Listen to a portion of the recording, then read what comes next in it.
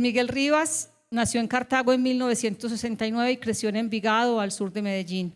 Antes de dedicarse de lleno a la escritura y a acompañar talleres literarios, trabajó como libretista y realizador audiovisual.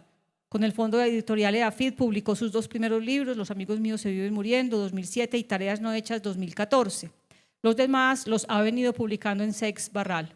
Más Tareas no hechas, 2023, Malabarista nervioso, 2022. Era más grande el muerto, 2017, y Nos vamos a ir como estamos pasando de bueno, 2015. También es autor del poemario Hoy no quiero metáforas, con Angosta.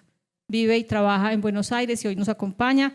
Antes de que pase acá, vamos a ver un video homenaje de Juan Ospina a este autor tan querido por todos nosotros.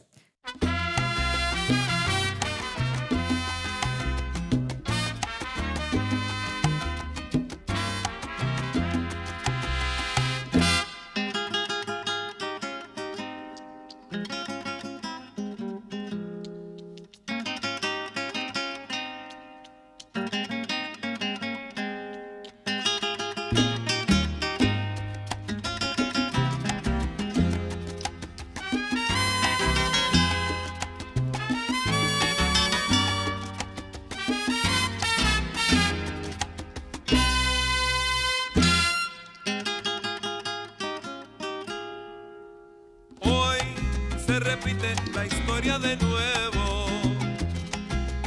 Vuelvo otra vez nuevamente con el mismo error.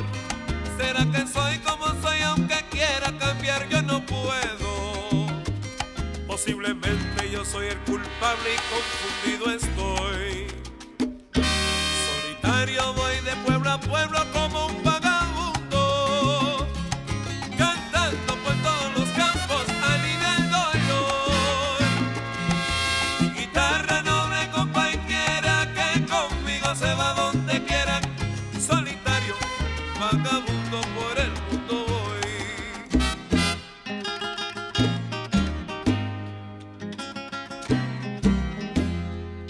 Tengan cuidado, Tengan las cuidado, sorpresas que nos da este mundo, que no de que los este deseos mundo se van en un segundo, en un segundo. y nos quedamos sin nada. Tengan cuidado, Tengan las sorpresas cuidado, que nos da este mundo, que de que los este deseos se mundo van en un segundo, se va en un y segundo. nos quedamos sin nada.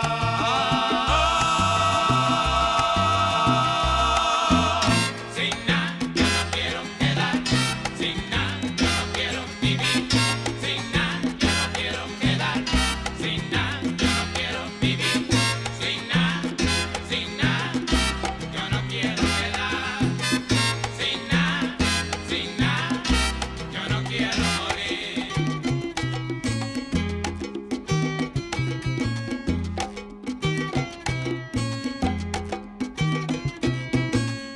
Aunque desde pequeñito fui criado en la pobreza, no me importan las riquezas, cantando voy por el mundo. Yo no me quiero quedar, Yo no quiero yo quedar. no me quiero morir. Yo no me quiero morir. Si nací pa' vagabundo, que me importa lo que digan, habrá 1000 que me maldigan.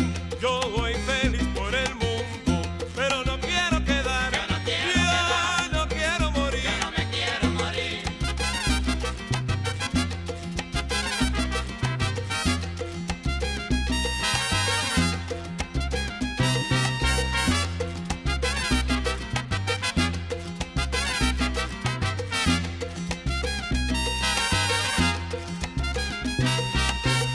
Solitario soy, Solitario y soy. cantando voy, Y cantando voy. solo solito, Solitario soy. desde pequeñito, Y cantando voy. por el mundo voy, Solitario soy. por todos los Y campos cantando voy. de mi linda tierra. Solitario soy. Llevo la Y tristeza cantando voy. mientras voy cantando. Solitario soy. Solitario soy, Y cantando voy.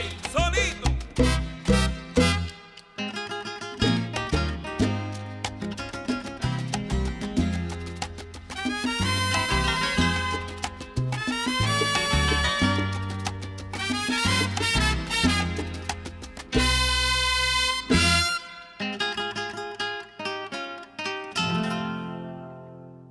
Buenas noches. Vamos a ver si como siempre lo intentamos. Muchas gracias por estar acá, Rivas. Muchas gracias. No, gracias a ustedes por la invitación. No sé de qué vamos a hablar. Yo no me acuerdo de casi nada de Envigado, pero inventaremos algo. Muy De bien. Villalinda, más o menos. Rivas.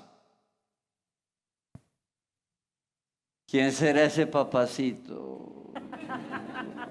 Rivas, que pasó su niñez y parte de su juventud en los buses interdepartamentales, en las bibliotecas, leyendo las solapas de los libros.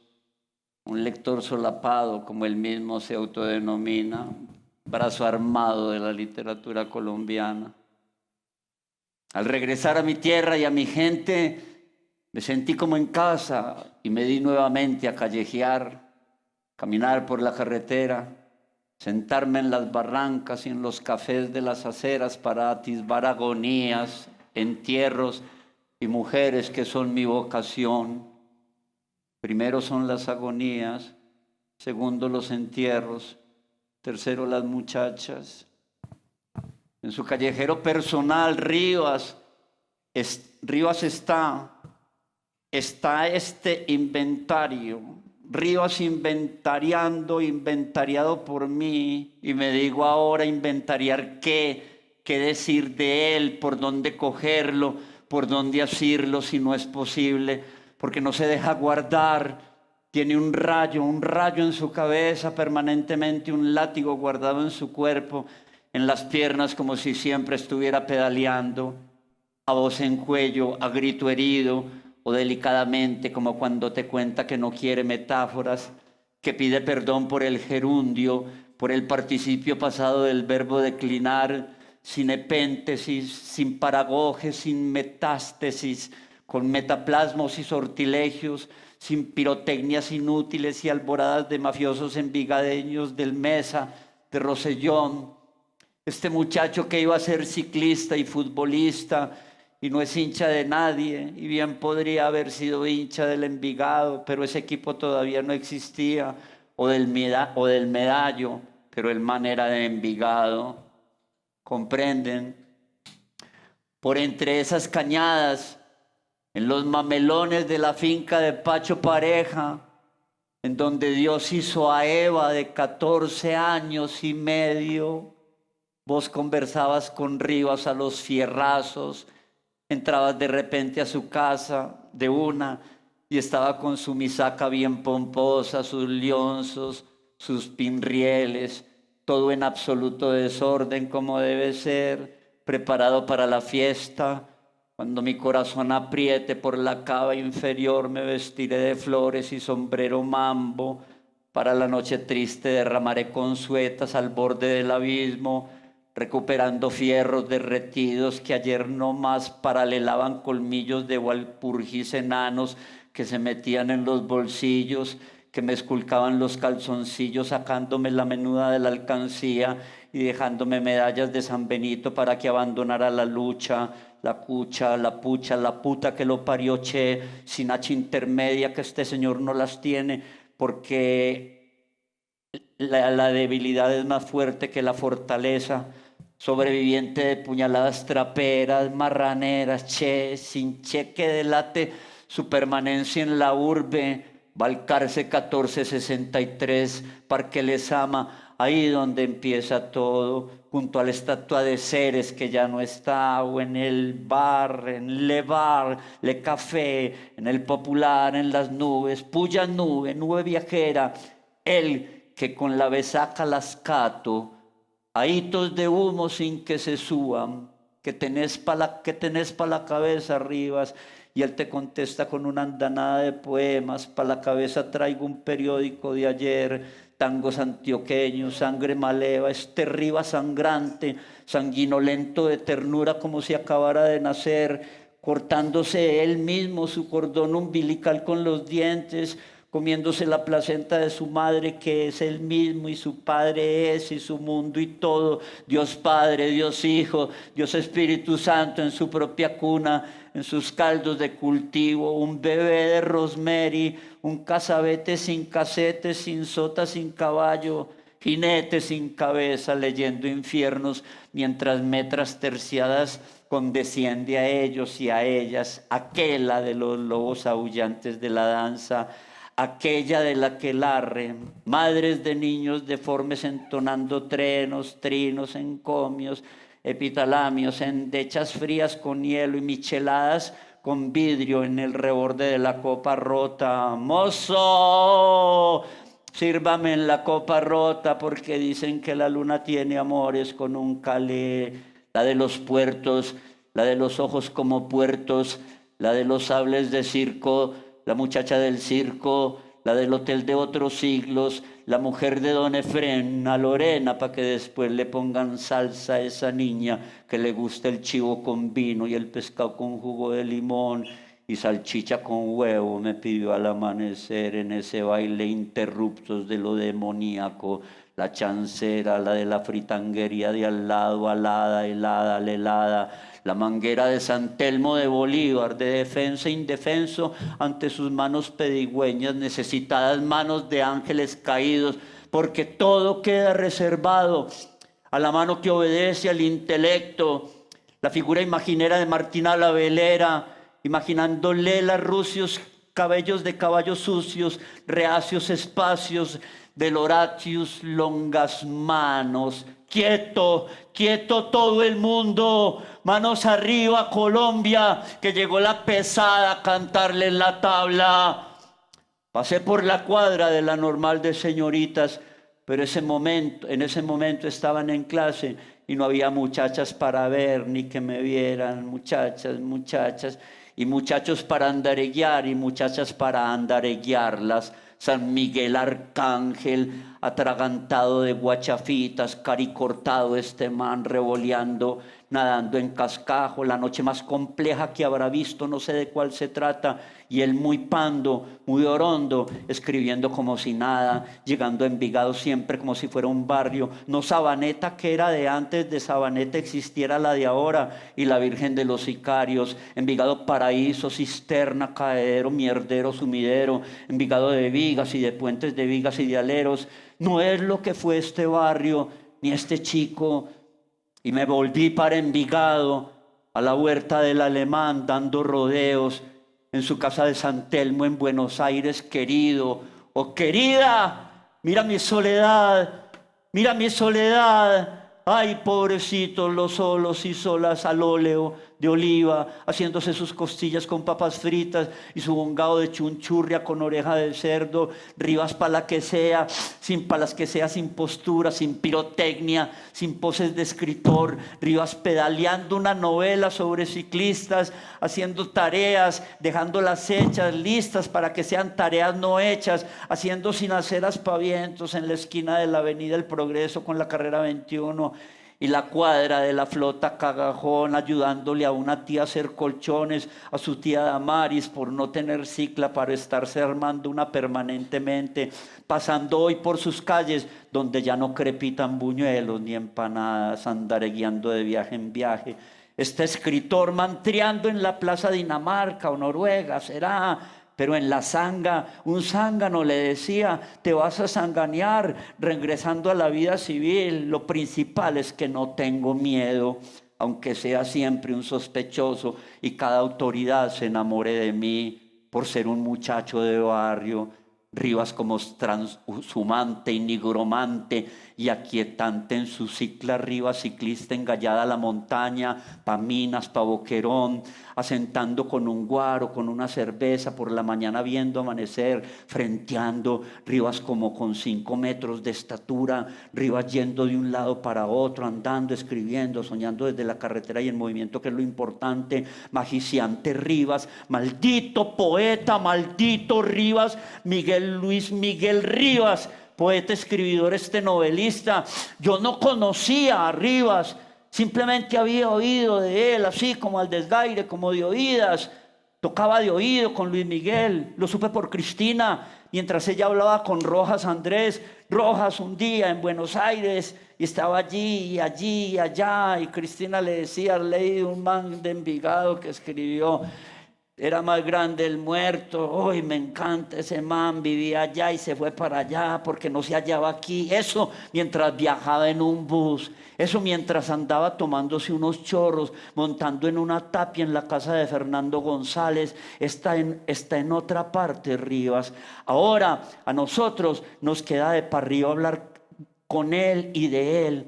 Cristina le decía a este muchacho en Buenos Aires que si conocía un escritor maravilloso envigadeño, y yo no me imaginaba que Rivas era una viga, severa viga. Pudo haber nacido en Cartago y bien merecido lo tiene ser de Cartago y Roma y su apretada guerra. Y también era de Pereira, pero fundamentalmente, ¿qué significa fundamentalmente? De Villa Linda. O de repente nos creó una patria, nos asignó un barrio. Nunca me había sido tan difícil escribir de alguien. ¿De dónde sos vos, Rivas, que nos pusiste a pertenecer, a vagar en tus mundos singulares, en la dulce condena de un viaje sin retorno? Nos abriste la puerta de tu abrazo y quedamos atados a un árbol como el primero de los buen día. Como los sargazos nos embarcaste en un eterno retorno hacia el amor, que es el centro del regreso, y a voltear la cara para mirar cómo los ángeles destruían a Sodoma y Gomorra mientras nos convertíamos en estatuas de sal. Gracias, Rivas, por estar aquí.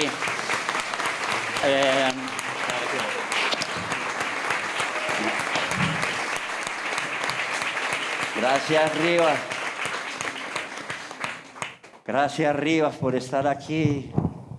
Gracias, Rivas, por llegar. Gracias, Rivas, por existir. Gracias, Rivas, por estos libros. Bendito sea mi Dios, por todo lo que fundaste, porque fundaste un mundo y fundaste más allá de una literatura, que ya es mucho fundar. Fundaste un barrio, y fundaste un regreso, y fundaste un retorno.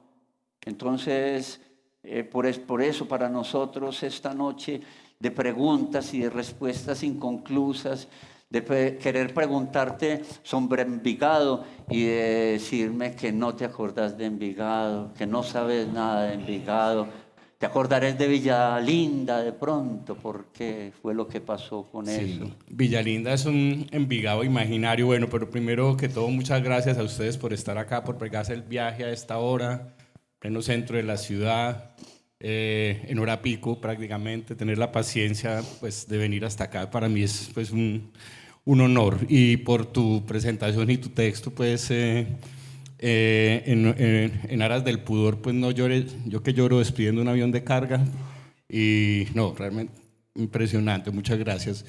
Yo no, te decía que no me acuerdo de Envigado. Realmente más o menos es como un chiste, pero por eso creo Villa Linda, porque cuando yo escribí la novela Era más grande el muerto, que fue en el 2017, llevaba ya muchos años viviendo fuera de Envigado, y la novela transcurría en una época que fue la época de mi adolescencia, finales de los 80 y comienzos de los 90, y esa novela tenía, el asunto esencial de la novela era el lenguaje.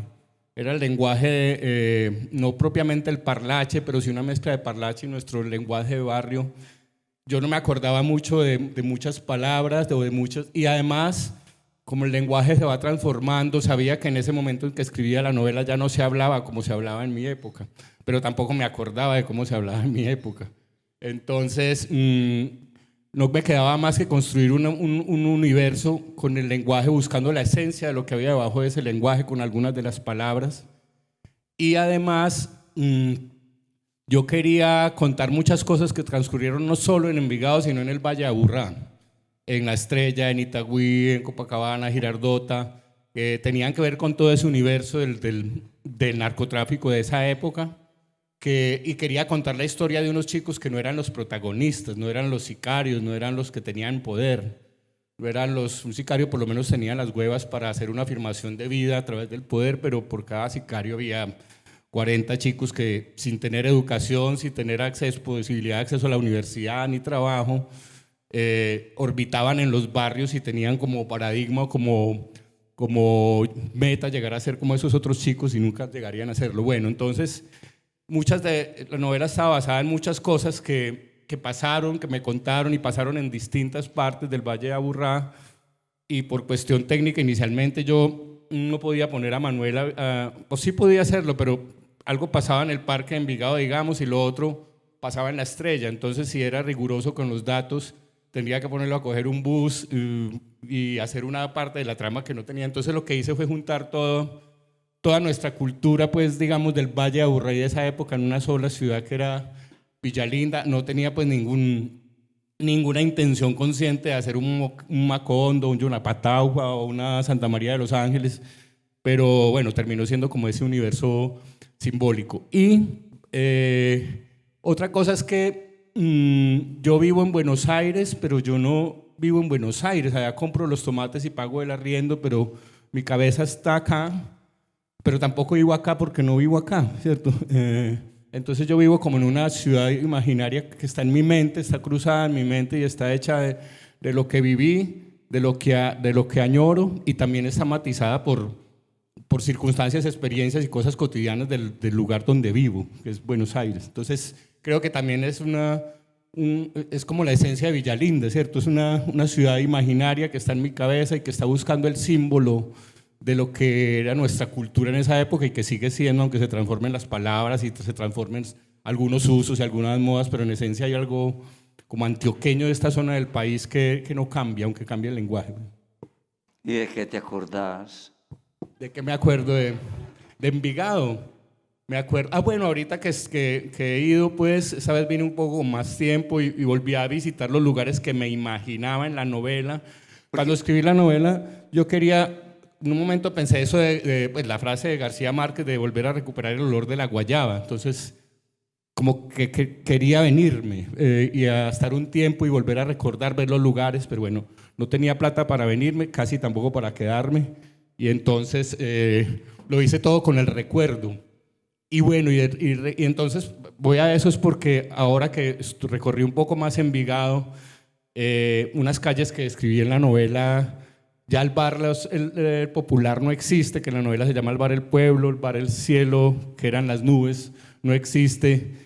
Un recorrido que hace Giovanni por una cuadra donde están crepitando los buñuelos en el aceite hirviendo. Otro café donde iban los viejitos a resolver crucigrama los domingos, ya no existe. Y es muy curioso porque, bueno, me acuerdo de eso, pero ahora que pasé, aunque no estuvieran esos lugares, no sé por qué para mí estaba el espíritu de esos lugares ahí todavía, no sé si era una negación.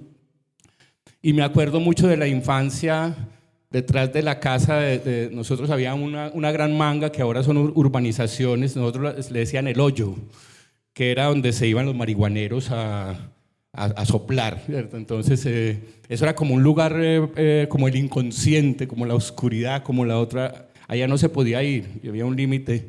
Luego más grande, cuando empecé a fumar marihuana las primeras veces, como que, hey, ¿para dónde nos vamos? Vámonos para el hoyo. No, eso ya está lleno de marihuaneros. Entonces nosotros nos lo íbamos. Entonces esa era también como el inconsciente de Envigado, era lo prohibido, era lo oscuro. Después ya me volví un habitante del hoyo. Ajá, así. Y bueno, ya no existe el hoyo, una quebradita. Íbamos ahí, bueno, también son recuerdos como comunes de Allá con la casa de tu mamá, ¿en la misma casa o en otra? No, en la parte de atrás. Y nosotros pues he vivido casi siempre en el mismo barrio, el barrio Mesa, pero en distintas casas, ¿cierto? Entonces, en la primera casa que vimos cuando recién llegué, porque yo me crié en Dos Quebradas, Risaralda, como hasta los 8 años, pues mi madre me dejó ahí con mi abuela y ella se vino a Medellín a buscar como mejores opciones de futuro, consiguió trabajo como obrera de confecciones, siempre fue obrera de confecciones, y cuando ya se estabilizó un poco, mandó por mí, y para mí fue muy duro eso, porque yo vivía con mi abuela como una especie de zona rural, y nunca me adapté a esos chicos de ciudad y envigadeños y antioqueños todos fuertes, sólidos en el mundo, y entonces siempre me he considerado como una versión masculina y contemporánea de Heidi. Entonces era un poco como el niño del campo que no se puede adaptar, y todavía como que no he podido tener esa adaptación completa, nunca me he podido adaptar completamente, mejor dicho. ¿Cuál era la pregunta? Sí, se me olvidó. La olvidé. Olvidé, la pregunta fundamental era de qué te acordabas. De los ¿cierto? recuerdos. No, claro, bueno, entonces eso, Pero a mí se recuerdos. me había olvidado de qué te Recuerdos de Envigado. Entonces, eso ahora que me preguntabas, es cómo escribir y sentir pertenencia a un lugar del cual uno en esencia no es. Porque uno, digamos, la pertenencia tiene que ver con el padre, con la familia, con que haya una generación previa en ese lugar que te transmita un arraigo y una tradición, incluso un modo de pensar. Entonces, yo terminé perteneciendo a ese lugar, pues si de algún lado puedo ser, no me siento como sería Envigado, ¿cierto? Entonces, tengo esos primeros recuerdos de los niños berracos, de los niños... me acuerdo que en esa época el mafioso era Mario Cacharrero, todavía no existía Pablo Escobar, pues ejerciendo como personaje público, pues y había un niño de la esquina de la casa que él decía que quería ser mafioso. Tenía 9 años, era como, siempre tenía un palillo en la boca, pisaba duro, en la casa tenía una chatarrería. Y entonces cuando él dijo esa palabra, eso para mí era como un mago. Mafioso era como, yo pensaba que era como un mago que hacía aparecer y desaparecer cosas, que luego me di cuenta que más o menos eran así también. Sí. Pero de otra manera. Entonces tengo ese primer recuerdo de niños fuertes, sólidos, berracos, echados para adelante, que si se caían no lloraban. Yo siempre lloré mucho, fue muy llorón. ¿Aún ahora? Sí, todavía, sí. Y bueno, entonces tengo con esa sensación de un mundo al que no alcanzaba a pertenecer del todo. Me sentía más frágil o más... Y... ¿Qué otros recuerdos tengo? Tengo recuerdos ya, un momento ya más adelantito, yo no sé, tendría unos 13 años, que uno decían, hey, que Pablo está repartiendo plata allá en la escuadra. ¿Quién? Entonces, Pablo. Ajá. Entonces uno iba a una ganadería que se llamaba La Escuadra y estaba Pablo ahí, uno hacía fila y le daba billetes, entonces era... Y tengo muchos recuerdos de esa época, que fue a darnos una cancha de fútbol, de baloncesto, cuando tenía esa cosa de Medellín sin tugurios, y para los niños ese era como el paradigma, el deber ser, ¿es cierto?, en una tarima, y entonces él nos decía que nosotros éramos el futuro del país, con que el futuro que él mismo acababa, ¿cierto?, que él mismo eliminaba. Ajá. Y tengo recuerdos de estar en la quebrada, una quebrada que había más allá del hoyo, cogiendo renacuajos en tarritos de leche clean metálicos que ya no existe. Bueno, tengo esos recuerdos lindos. También estaba el vicio como un paradigma para ser adulto, el vicio, ¿cierto? El beber hasta, yo decía uno, ¿por qué somos tan alcohólicos? ¿Yo por qué he sido tan alcohólico? Y claro, me acuerdo los paseos a Confama, que uno tenía 10 años y en el bus ya es que, guardiante para el chofer, que hasta ahora va muy bien, sí, pero nosotros a los 10 años ya, entonces, o ver al tío borracho con las botellas de cerveza, allí, bueno, tengo también todos esos, y también los amigos que empezaban a fumar bazuco, y nosotros como que eso era no teníamos, pues para el bazuco no sabíamos, pero comprábamos mejoral, lo pulverizábamos y nos fumábamos eso, que nos daba un dolor de cabeza. Bueno, de los recuerdos. Y recuerdos menos sórdidos. Bueno, a mí me pasa un poco lo de que decía Fernando Vallejo con respecto a los salesianos, pero a mí me pasó decía Vallejo que hay quienes dicen que la infancia es el momento más lindo de la vida. Quien dice eso no estudió con los salesianos. Quien dice eso no estudió con los hermanos lasallistas. Bueno, eso, llegar a La Salle de Envigado, también es como entre los 8 y hasta todo el bachillerato, esa época también la recuerdo muy linda. El fútbol de barrio, la pasión por el fútbol de barrio. Yo vivía en una casa donde el hijo de la casa, que tendría unos 20 años, como jugaban en Los Naranjos, que era el equipo de barrio. Entonces, como no era solo un equipo, sino que era una circunstancia a través de la cual se juntaba toda la gente del barrio para ir a acompañar el equipo. Cuando ganaba se hacían fiestas en esa casa en que yo estaba, que yo vivía. Pues mi mamá generalmente trabajaba y entonces esa gente de esa casa como que me adoptó. Bebían como un berraco. Pero recuerdo eso, la pasión por el fútbol, y no por el fútbol estrambótico, espectacular, exitoso, sino el fútbol de nosotros, el fútbol en que todos eran conocidos, ¿cierto? Y había una especie también de jet set de futbolistas en ese pequeño mundo del fútbol aficionado. Bueno, más o menos ahí al garete lo que me voy acordando. Sí, de pronto Deleuze hablando de Proust y citando un poco y trayendo a cuento a Platón, dice que recordar es en alguna forma aprender. Entonces vos de todas maneras estabas aprendiendo tu novela en ese momento, estabas aprendiendo tus caminos narrativos, en alguna forma eras consciente de que todo ese, en esos momentos vos tenías alguna chispa, algún deseo de narrar todo eso, de contar todo eso, o de pronto son muchos años después frente al pelotón de fusilamiento cuando te das cuenta que eso es necesario narrar lo que te tenés que embarazar de eso. Sí, yo sí, como desde chico, siempre a veces sentía como que aquí está pasando algo, ¿cierto? Como que no es que la vida pasara así impunemente, sino que acá está pasando algo importante, tal vez significativo. No lo pensaba con esas palabras, pero era una vibración.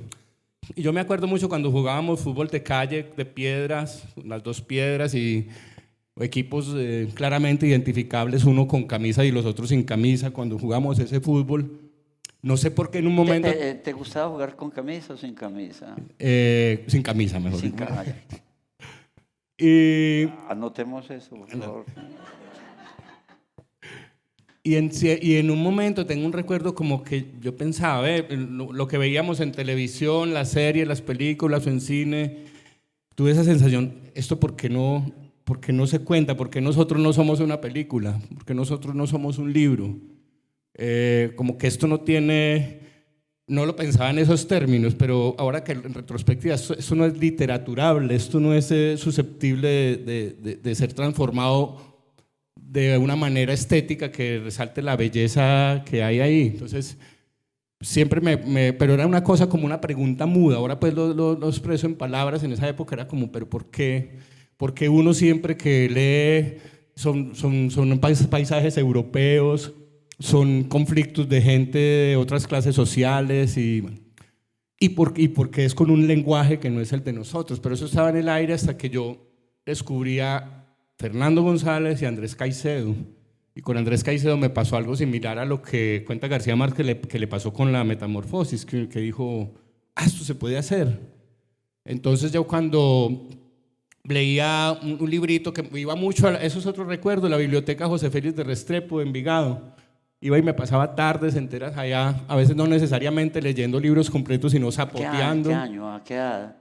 Desde los 12, 13, desde los 12, 13. ¿Te pasabas allá en la biblioteca? Sí, me iba, un ejercicio que, y en estos días fue tan lindo que hacía, o sea, hace 40 años no iba, pero entonces yo iba y me pasaba por las estanterías. Ya hoy muchas bibliotecas públicas no tienen ese acceso directo a los libros, ¿cierto? En algunas uno entra como un catálogo y pide el libro, pero era el placer de pasar por los estantes viendo títulos y, este me llama la atención, sin recomendación, sin saber si era un gran o un escritor.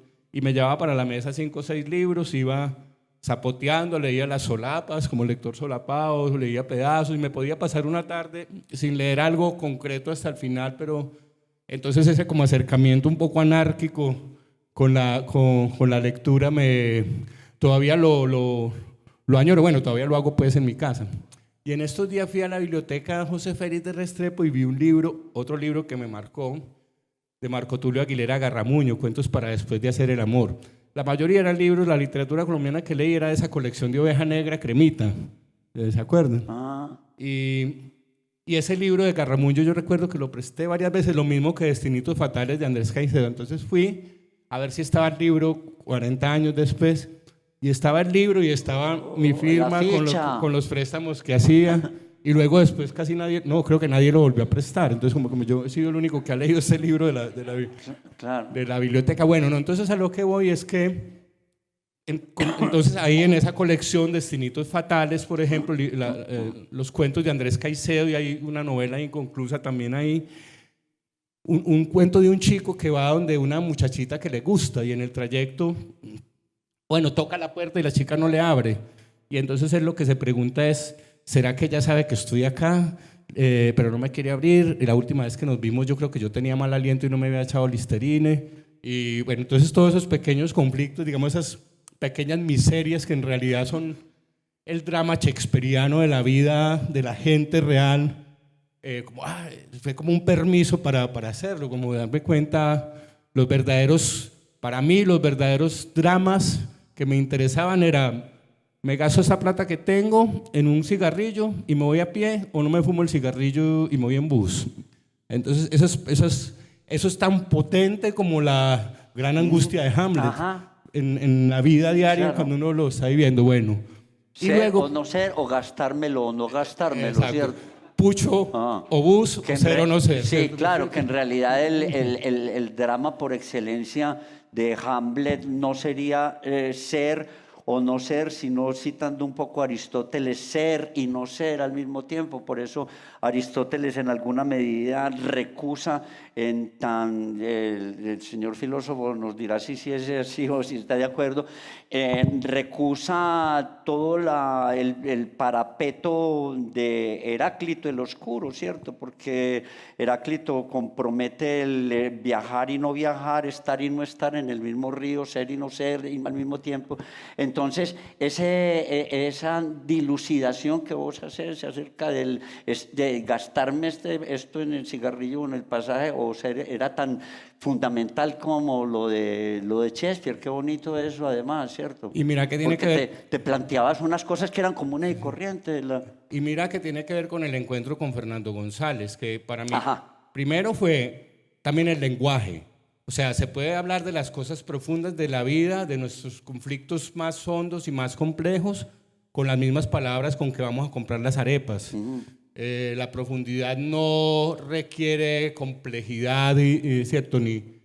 Pero además con Fernando González era como otro punto de vista, no era esa dicotomía occidental de ser o no ser, sino que en un momento, sobre todo en la parte mística también de Fernando González, se puede ser y no ser también, o sea, ser y no ser a la vez.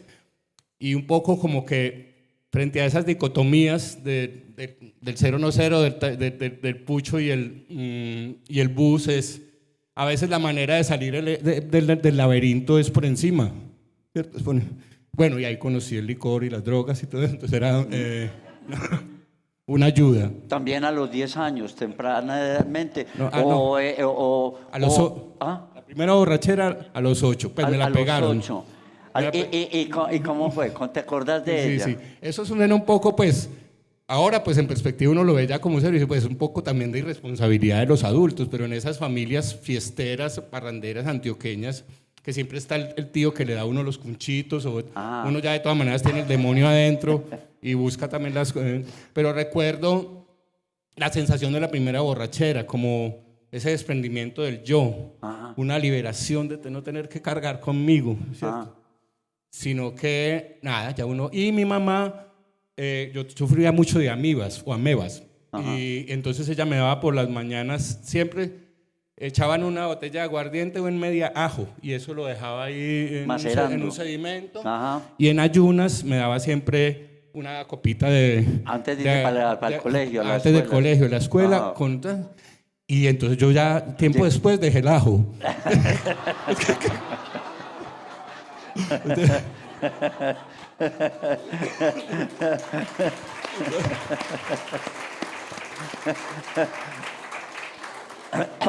O sea que llegaba a la escuela aprendido prácticamente, ¿cierto? Sí, pues mira, eso... Algo aprendiste.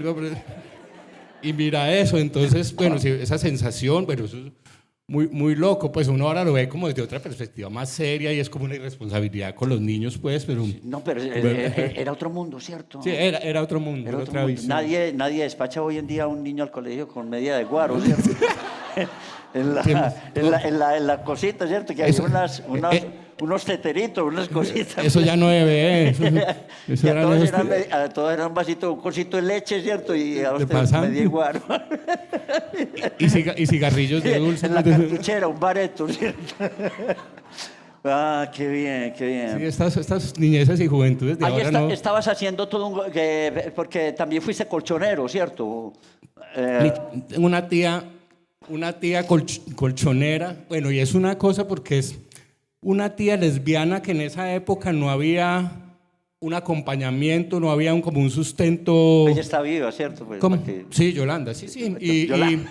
Y en mi familia siempre pues obviamente la desplazaron, la detestaron, y ella es muy, digamos, muy masculina. Ajá. Y se juntó con Ana Elsa, llevan como 50 años juntos, entonces toda mi familia siempre fue un problema, pues, y en esa época, te digo, tenía un valor porque no tenía ningún apoyo teórico, ideológico, de ningún tipo. Ni Ahora nada. hay otra visión frente a la identidad sexual, y entonces, por ejemplo, yo siempre le decía a mi familia, vea, de toda la familia es el único matrimonio feliz, porque todas se han casado con borrachos, que la hacen sufrir. Entonces mi tía siempre tuvo cantinas y era colchonera también. Y también en un momento yo empecé a tener problemas, digamos, con mi madre, o de comprensión por mi manera de ver, entonces me arrimé a Yolanda. Entonces éramos los dos renegados, digamos, de la familia. Y entonces, bueno, ella hacía pullman. Me acuerdo que hacíamos contratos para los moteles por allá en Caldas, y entonces llegábamos en un taxi a recoger los colchones y una vez nos metían a una pieza. No, nosotros venimos a arreglar los colchones. Nosotros...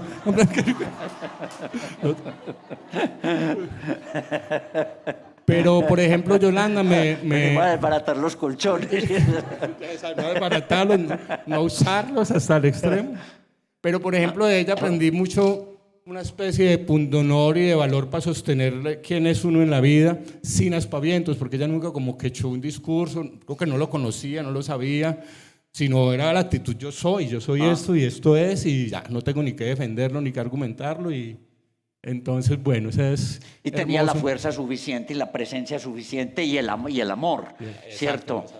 Para definir qué era lo que quería hacer con su vida. Entonces, ese trayecto en el colchón, en la colchonería, en los bares y todo, también fue creando un colchón de historias y un colchón de recuerdos. Por eso empezábamos esto con no me acuerdo y de qué te acuerdas, ¿cierto? Entonces, de todas esas historias te aperaste para después desarrollar todo lo que vino luego. ¿Cómo es ese inicio? ¿Qué fue lo primero que escribiste? Claro.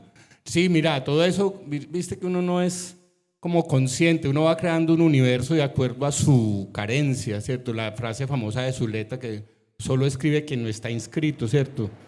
Y escribe quien tiene una herida, una cojera, una desazón insolucionable, y eso marca una manera de ver el mundo, de la realidad en que vivís. Eso determina en qué fragmento de esa realidad te fijas. Entonces, obviamente, creo que desde niño siempre me fijé en esa realidad, por ejemplo, de los que no ganan, de los que no son nombrados, de los que no son el primero, y también de mis propias cosas. Pues no sé, yo sí recuerdo como que en el jardín, o cuando aprendí a leer, escribí una hojita, que las niñas que me gustan, los nombres. Entonces, ya con los años digo, ¿por qué lo escribía? Pues porque un niño lo escribe, ¿qué pulsión lo lleva a escribir? No solo a pensarlo, sino a que quede registrado en un papelito. Claro. Entonces yo creo que de ahí, y como mi madre trabajó en fábricas de confecciones, y casi no nos encontrábamos, yo crecí muy solo, entonces me inventaba juegos, y en un momento, antes de Fernando González, antes de Andrés Caicedo, en el Colegio La Salle, en segundo primaria, nos pusieron a leer un libro de editorial Susaeta, que era el de español, creo, y había una historia de la fábula de la tortuga y la liebre, pero contada a lo paisa. Entonces el trayecto tenían que subir por Las Palmas, salían del Rompoy de San Diego, no sé qué. Entonces también eso para mí fue un deslumbramiento. Claro. Ay, pues esto que veo todos los días está acá también, ¿cierto? Entonces creo que bueno, entonces los juegos que hacía pues solo, me inventaba canciones, bueno, entonces ok, todas las personas somos expresivas, pero hay personalidades como que están más centradas su estar en el mundo en esa pulsión de expresar, de contar, de decir para qué. a veces simplemente para el simple descanso de haber dicho, ¿cierto? A veces simplemente para eso, no sé. Entonces, bueno, y escribí siempre como cuentitos, cosas sueltas. No sé en qué momento lo asumí ya como, no sé, más seriamente, ¿cierto?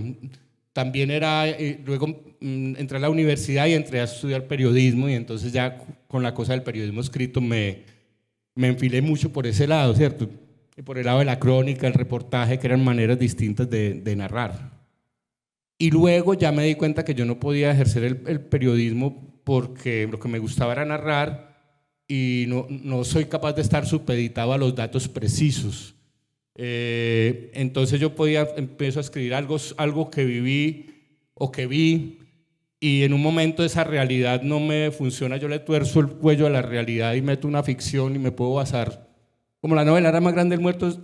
Todo eso realmente sucedió y no sucedió, y lo que no sucedió muy probablemente sucedería, o hasta sucedió y no nos dimos cuenta, ¿cierto?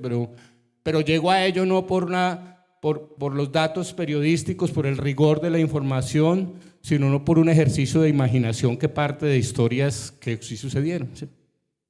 Que la lista de las chicas, a imagen y semejanza y paralelo a los pintores de las cuevas de Altamira, del Escó, a todos los grafitos del neolítico, del paleolítico, propician esa posibilidad de que la casa sea fructífera.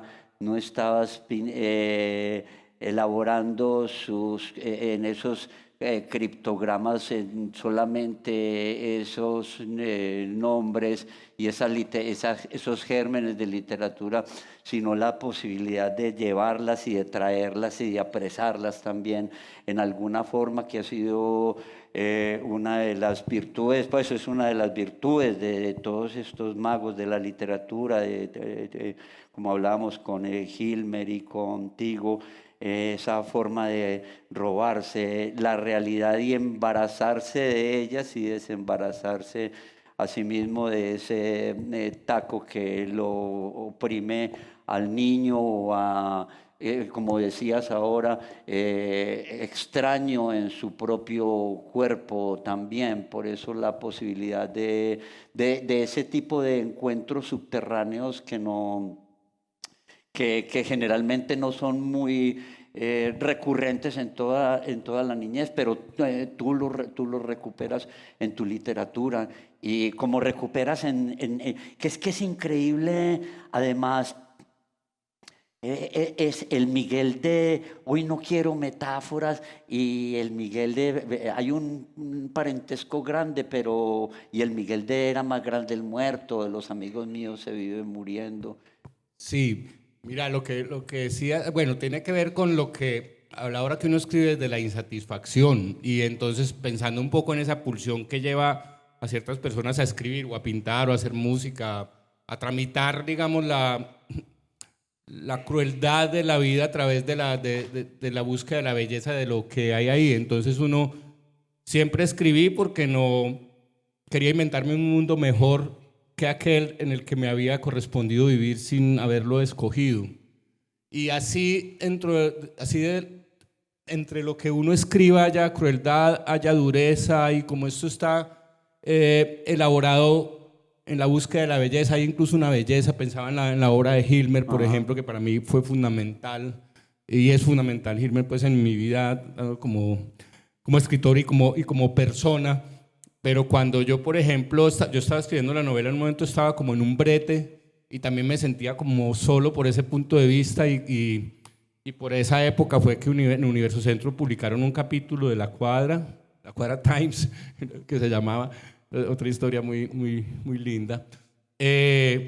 Cuando yo vi esa historia, que era muy dura, muy fuerte, pero no sé por qué vos de todas maneras sentías que debajo de esa dureza, de esa crueldad, de esa oscuridad, había algo que titilaba. Había que es la belleza de la vida y una pulsión natural de la vida, estar y a vibrar. Y yo eso después lo he experimentado en varias ocasiones. En ocasión me tocó una cosa muy dura de alguien cercano que se suicidó y bueno, por todo lo que le toca a uno tramitar en el momento, pero al otro día estaba con alguno de los deudos, no sé por qué, en el Parque Lezama, porque teníamos que pasar de ahí, y yo veía ese sol tan hermoso, ese cielo, el parque, o sea, la vida seguía vibrando a pesar de nuestra tragedia, o por debajo de la tragedia, o incluso haciendo parte de nuestra tragedia. En esa, que hubiera una reacción de dolor ante esa tragedia es porque hay una pulsión de vida vibrando ahí. Entonces, bueno, eso tiene que ver con lo de crearse, inventarse un mundo mejor, la literatura como una manera de recrear ese mundo, y no es un invento, yo creo que es un descubrimiento, no es que uno se esté inventando algo para evadir. Por ejemplo, la literatura de Hilmer lo afronta directamente, no evade eso, pero el solo hecho de ver el monstruo de frente, como que ese valor hace que el monstruo también un poco se amedrente un poco y no nos amedrente a nosotros y podamos ver también la humanidad o la belleza que hay en la monstruosidad. Nombradores de miedos. Nombradores de miedo. Sí. Y yo, bueno, una frase de Roque Dalton. De fantasía, sí. Yo cito mucho una frase de Roque Dalton, que ya ni siquiera sé si es de Roque Dalton, no importa, pero que es que un humorista es un niño asustado que va por un callejón oscuro y se pone a silbar. Ajá. Entonces es más o menos eso, nombradores de miedos, para que no sea un fantasma abstracto y abstruso, sino darle la cara, y creo que de esa manera se puede sobrellevar esos fantasmas, o a veces se pueden incluso exorcizar, ¿cierto? Miguel, sí. Meto la cucharada como siempre. Que hay una voz juvenil, un narrador joven, hay como un espíritu de ese deslumbramiento del que está muy recién saliendo de la niñez y no llega ni quiere llegar al ser adulto. No sé si hay una intención en eso o es una percepción mía. Eso es un tema. Y el otro es que no sé si cuando hiciste Era más grande el muerto tenías como esa claridad de que estabas retratando un momento bisagra, que fue como pues la desaparición de una clase social como era la clase media en su momento, y la llegada de la mafia que trastocó todos los referentes y que desde tu mirada permitió ver los seres humanos que había ahí detrás de todo ese horror. También estaba el horror que traían y la incapacidad de resolverlo de otra manera. Sí, bueno, la primera pregunta que tiene que ver con esa voz de adolescente, y que es un poco un personaje medio ingenuo, medio infantil, que pues está en la novela, que es la voz de Manuel, pero también está, yo creo que en muchas de las cosas que he escrito, y no es una decisión consciente, pues como a priori, sino que creo que tiene que ver con una frase que citó Carlos Mario en su poema, que para mí es un poema muy bello, el que escribiste, gracias, que también jodo mucho con esa frase, que es: la debilidad más fuerte que la fortaleza, que es una frase que realmente nos la decía Duni Kuzmanis, nuestro maestro de cine, y es un poco desde esa mirada del frágil, del ingenuo, del débil, a veces se pueden develar cosas y se pueden decir cosas de manera ingenua que alguien beligerante o militante no las podría decir, ¿cierto? Entonces creo que tampoco es muy consciente, pero tiene que ver con esa mirada, y tal vez de alguna manera en un fragmento uno también se ha visto así, ¿cierto? Es una manera también de estar en el mundo. Pues no se puede hablar, es como Manuel en la novela, y ya sin intención, es un chico que está todo él lo está descubriendo como todo, y es tan natural que no hay una discriminación entre el mal y el bien, lo perverso, lo noble, sino que él simplemente va en la vida, y esa mirada te permite no sesgarse y no ver la vida solamente desde un fragmento, sino abarcarlo todo. Es esa especie de sabiduría que tienen ciertos niños y ciertos viejos de aceptarlo y comprenderlo todo.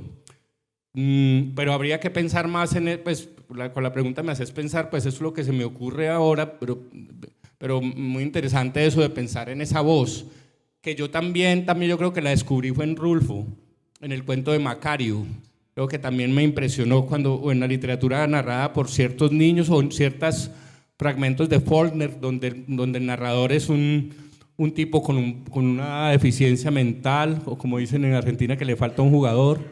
Y esa mirada a la vez como te digo, aparentemente insuficiente, aparentemente ingenua, aparentemente frágil, te permite hablar de todo y verlo todo casi que sin tener que pagar precios, ¿cierto?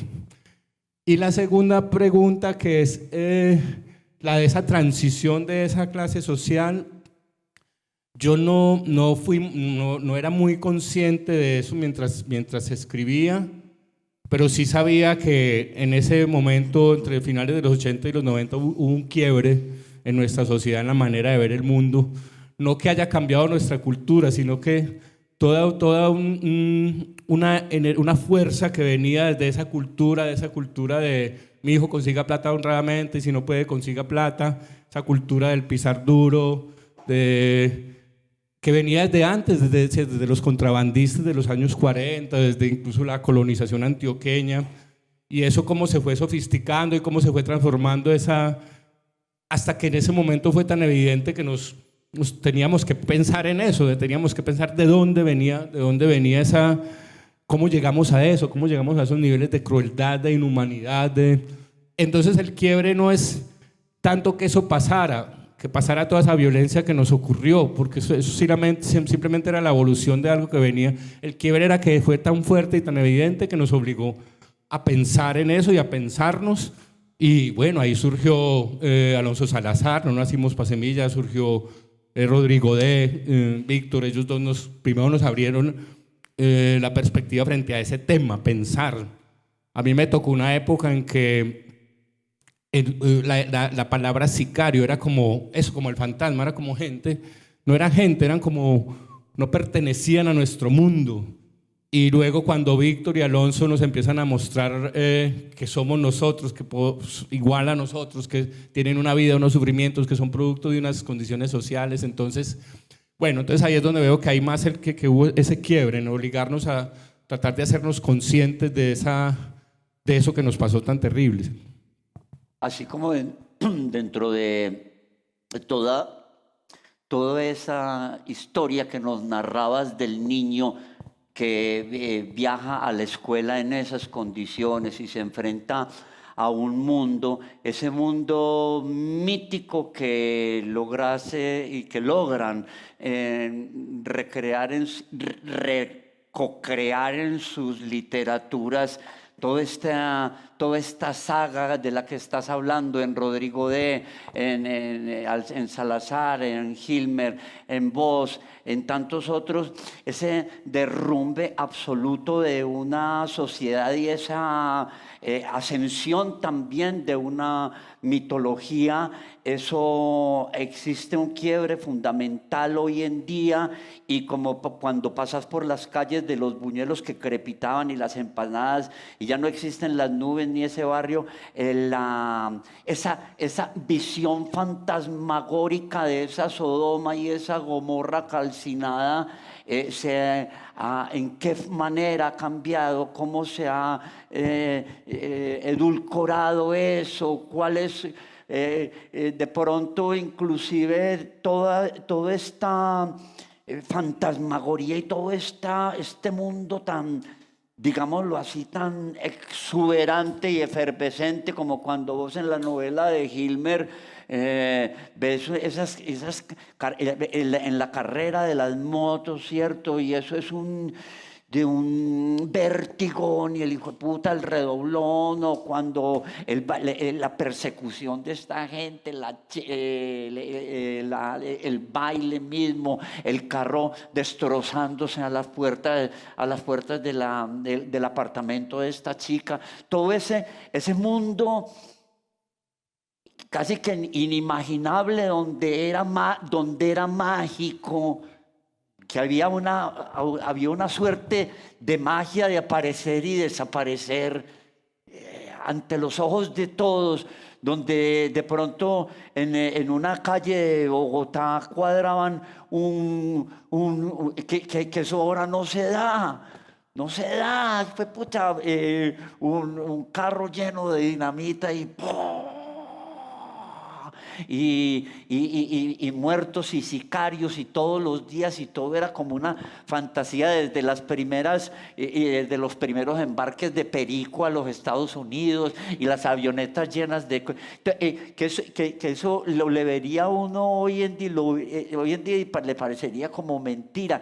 Eso ¿cómo ves ese Envigado de ese momento que vos lo sufriste, viviste, ahora, que ahora nos contabas eso, pero sentís que más o menos puede seguir esas 1001 noches fantásticas de tapetes volando, o que ya todo se aquietó? Bueno, muchos lectores, sobre todo como en Argentina y en España, casi que me hablan como de realismo mágico de ciertos aspectos de la novela Era más grande el muerto. Y bueno, también la misma respuesta que da García Márquez: no hay nada inventado, no hay nada que no haya ocurrido, o que no es susceptible de que hubiera pasado, o que incluso que hubiera pasado yo no me dé cuenta y lo cuente como si me lo inventé. Entre esos esa explosión de plata que hubo en esa época, que era una cosa pues desmesurada. Como la caleta de Rasquiña, de Sí, sí. Piquiña, como la caleta de ¿cómo es que el amigo de Pablo, el que mataron en Boyacá, por allá, el boyaco, ¿cómo es que se llamaba, El hombre? mexicano, no. El mexicano. El mexicano, ¿cierto? Que en la foto salían 65 canecas inmensas llenas de lingotes, Sí. Dios, una cosa impresionante. No, eso es desbordante y desbordado. En la novela hay varias, digamos, historias de esas, pero que también le pasaron amigos a un amigo de un amigo. Bueno, la transformación de la sociedad era muy loca y uno podía hacer en la novela también digamos, una sociología con base en la arquitectura del barrio. Entonces pasabas por un barrio, bueno, que le montó plancha a la casa y puso el segundo piso en mármol, está como empezando. Que tiene jacuzzi y unos enanos afuera con 2 leones, man coronó. Que ya tiene ya 3 pisos, y uno realmente podías pasar por las cuadras y que tiene la misma casa de ladrillo sin revocar, no se metió en el merengue, es un chichipato. Entonces vos podías definir la sociedad y era una cosa pues desaforada. ¿Por qué? Porque todos éramos de barrio y éramos gente que nunca tuvo plata, que eran obreros, y de un momento a otro se resultaba un cruce que te pagaban pues millones de pesos y de un momento a otro... Y ya no eras pobre, sino que eras... Y de un momento sí. para otro, o sea, de un momento para otro. Entonces surgía toda esa...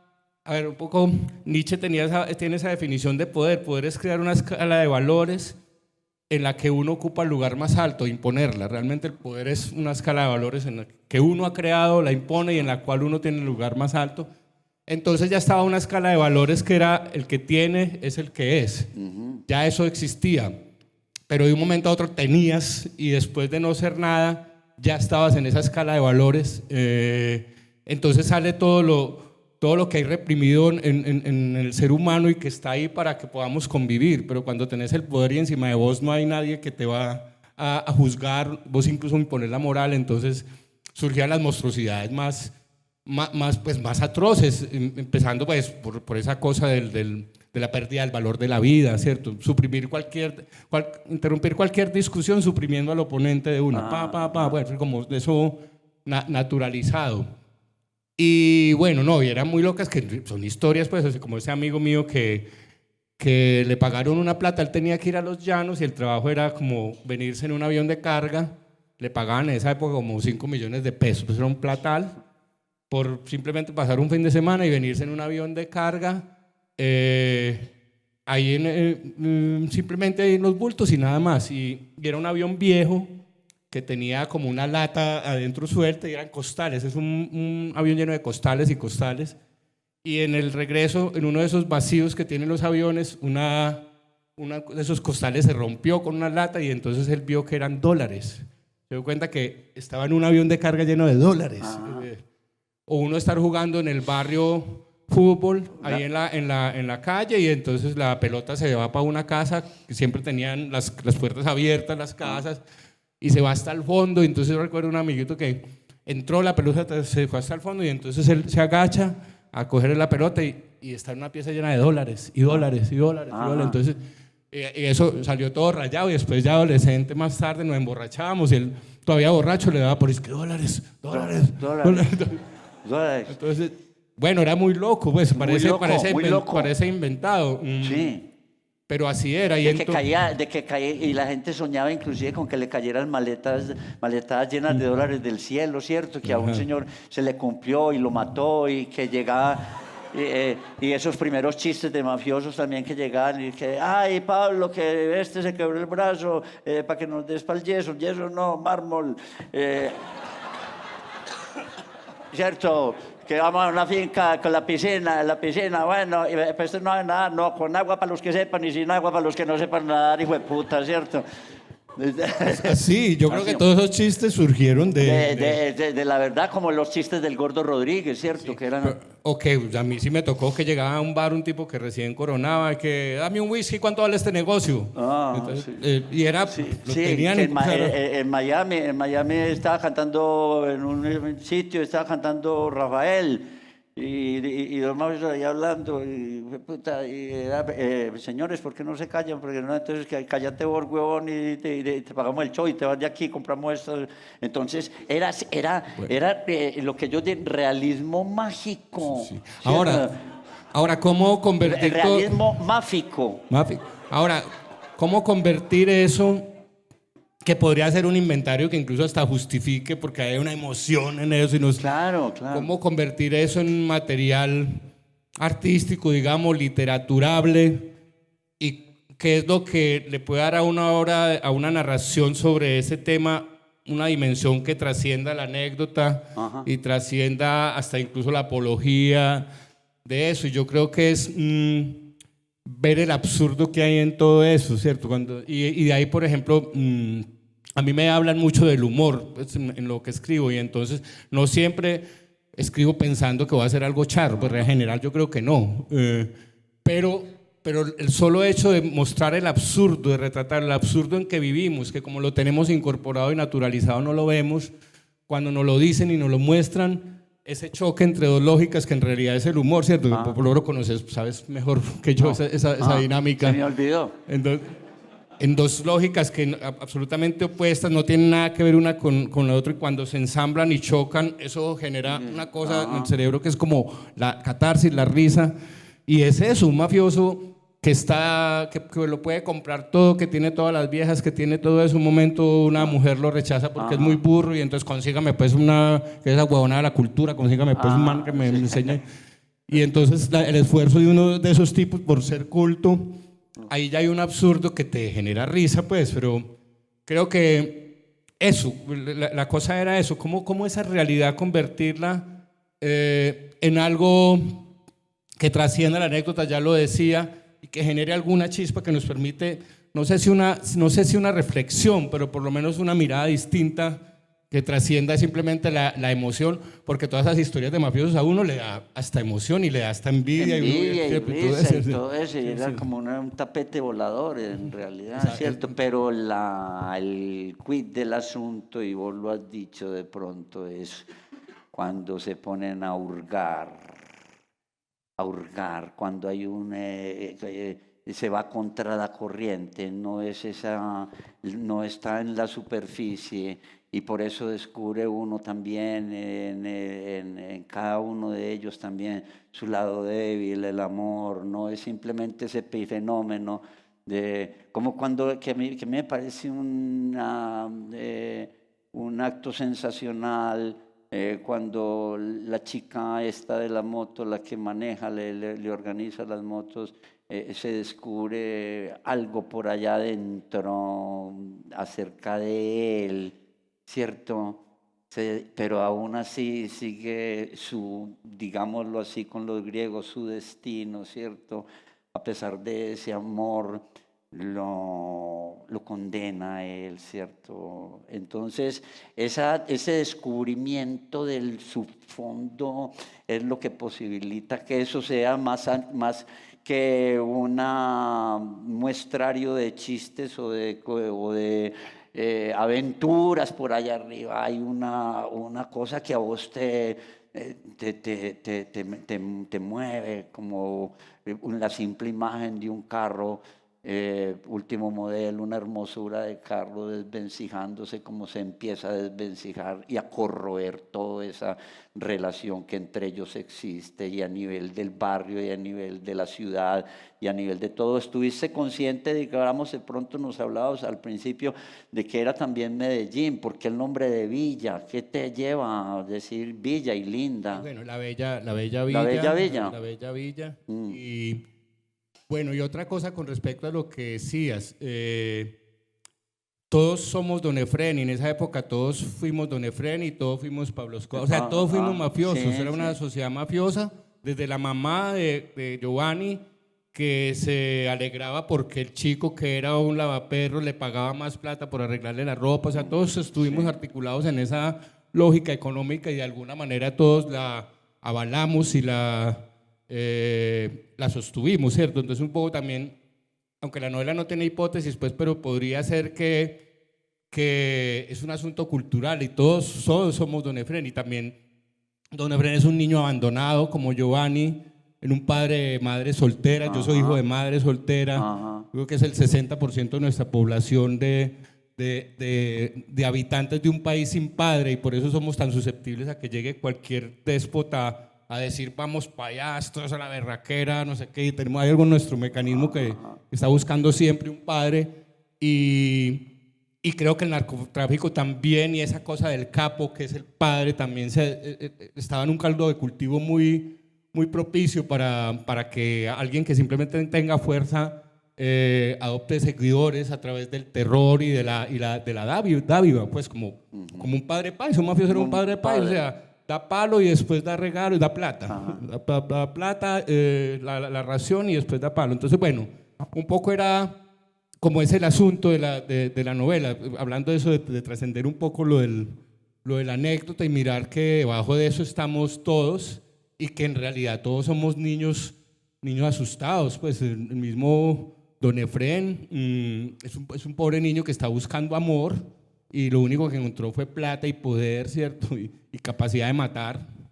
Así como escribiste los nombres de esas chicas, escribiste estos libros y lograste en alguna medida no sentirte el perseguido y le das la vuelta, como de pronto Chaplin en sus gags de correr y que lo persiguen, terminar corriendo detrás del que te estaba persiguiendo.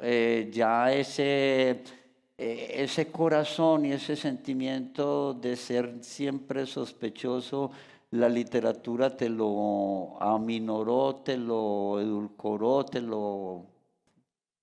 alguna medida. Sí. Te daba miedo, Sí. susto, o no tenías miedo. Por eso decías que Hilmer era como tu hermano mayor, porque Hilmer te defendía y todo. Sí. Cuando estoy con Hilmer no me da miedo de nada, No te da miedo de nada. me defiende. No. Podemos leer, prefiero algunos, sí.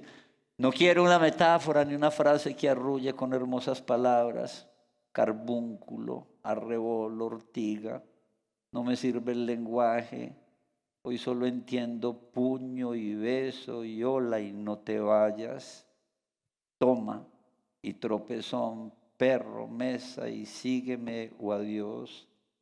Llévense los poemas que no quiero melindres. Y si escribo estas frases una abajo de otra, es para golpear, besar, saludar, ordenar, rogar, despedirme llorando y dar un tropezón.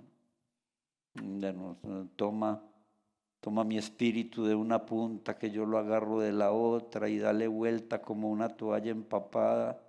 Tal vez así caiga por fin esa palabra huidiza que estoy tratando de decirte. Ay, fue pucha, que uno dice, ¿cierto? No.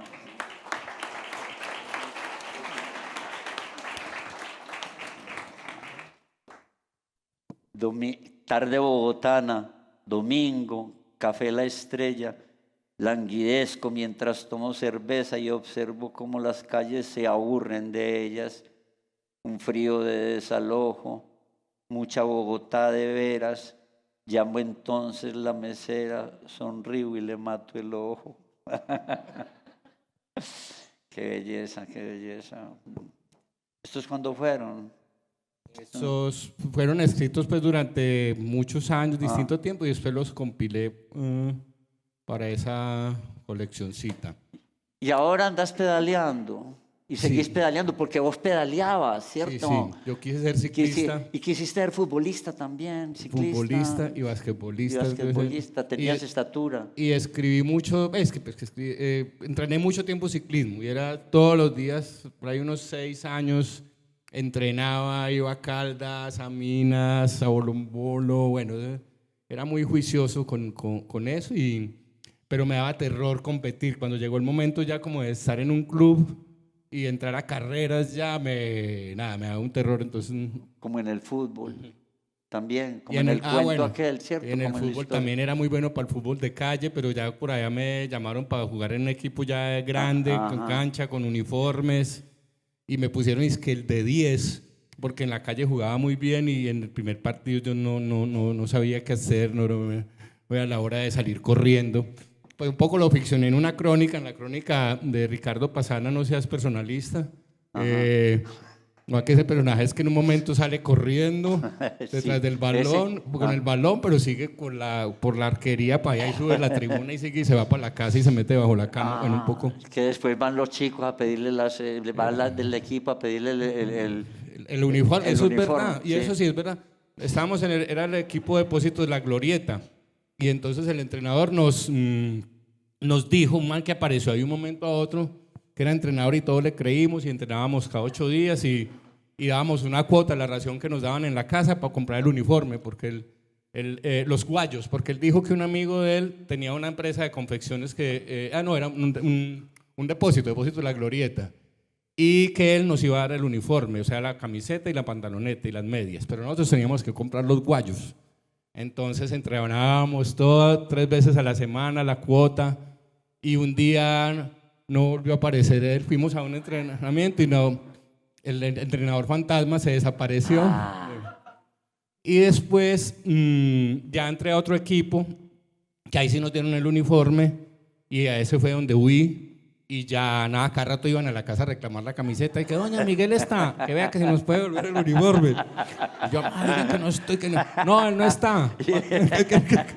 Pero él no dejó la camiseta al menos, no, es que veas que ya le conseguimos el reemplazo. Bueno, entonces, y nunca devolví esa camiseta, y años después en la casa de mi mamá fui cuando la veo y entonces la culpa de no haber devuelto. Y entonces, mira, hablando de la escritura y la literatura, cuando escribí ese texto, que fue una manera de devolverle la camiseta a los del equipo. Devolverle la ¿cierto? camiseta al equipo. Pero mira lo que hablamos de la literatura, Claro. y mi alma se tranquilizó un poco, pues. Sí, sí. ¿Alguna otra cosa has quedado debiendo? En bares, no, mentiras, en Mayora está bueno pagar en bares. No. ¿A vos qué te debes?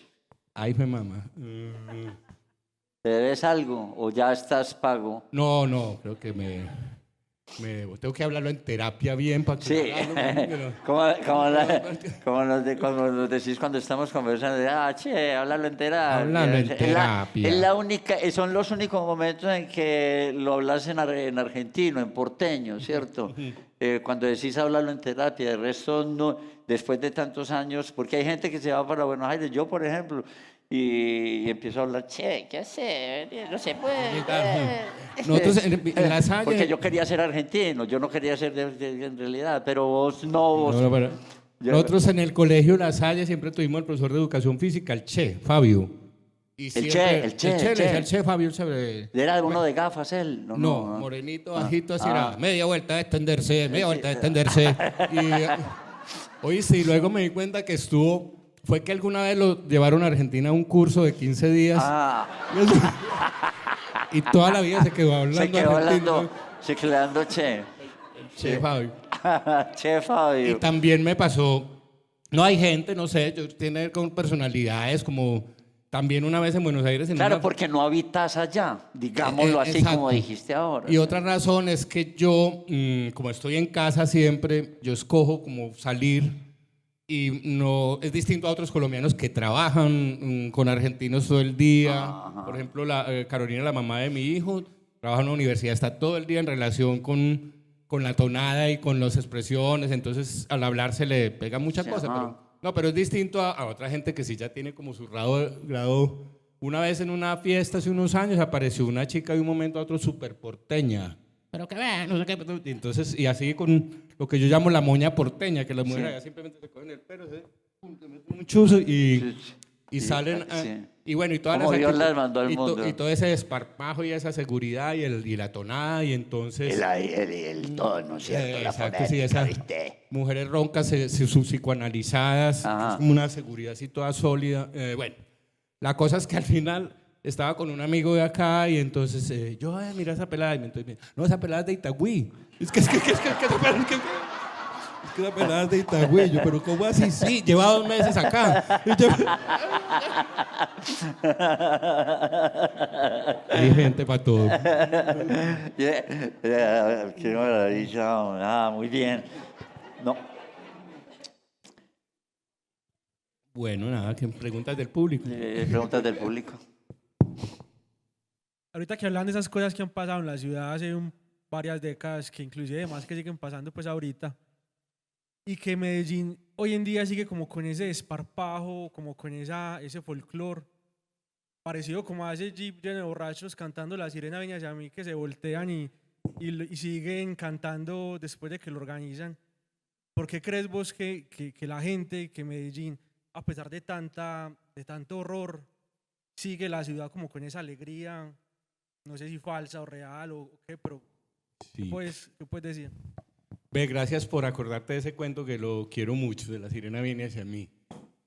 Yo creo que hay un mito en esa construcción de la imagen de ser alegre y eso nosotros no tramitamos, hablando ahora pues de los porteños que con todos sus defectos y todo tienen esa cosa de que se psicoanalizan, o sea, se preocupan.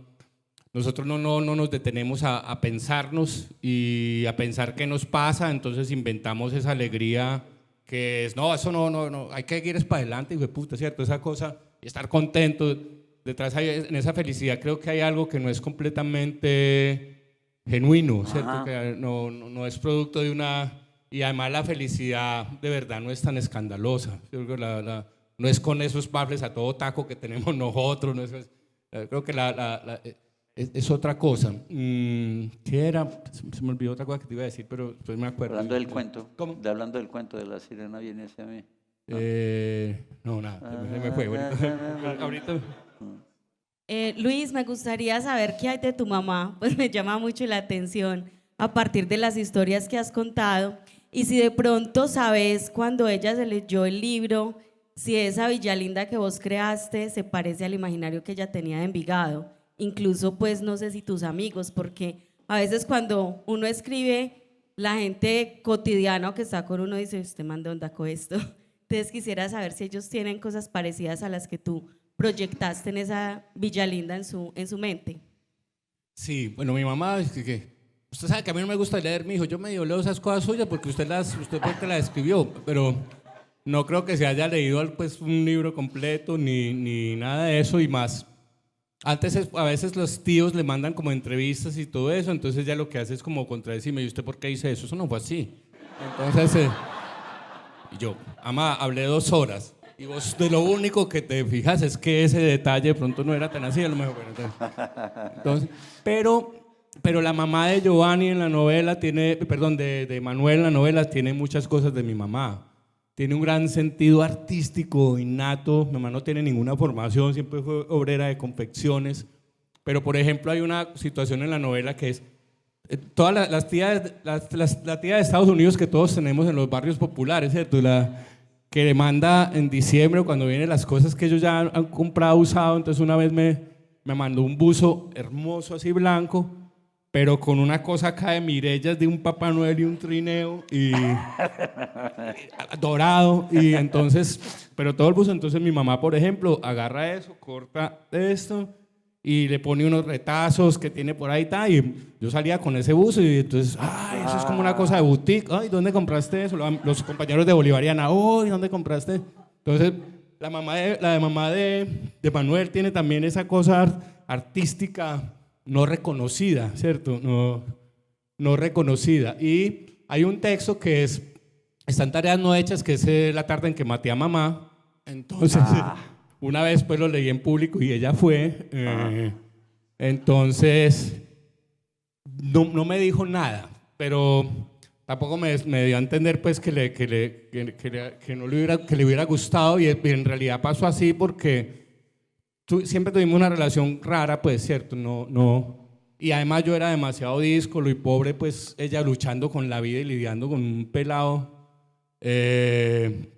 heteróclito, bueno, tráfuga, lo que sea. Y una vez estábamos en Pereira esperando un bus y no nos hablaba, pues como brava, no sé qué estaba brava, estábamos bravos.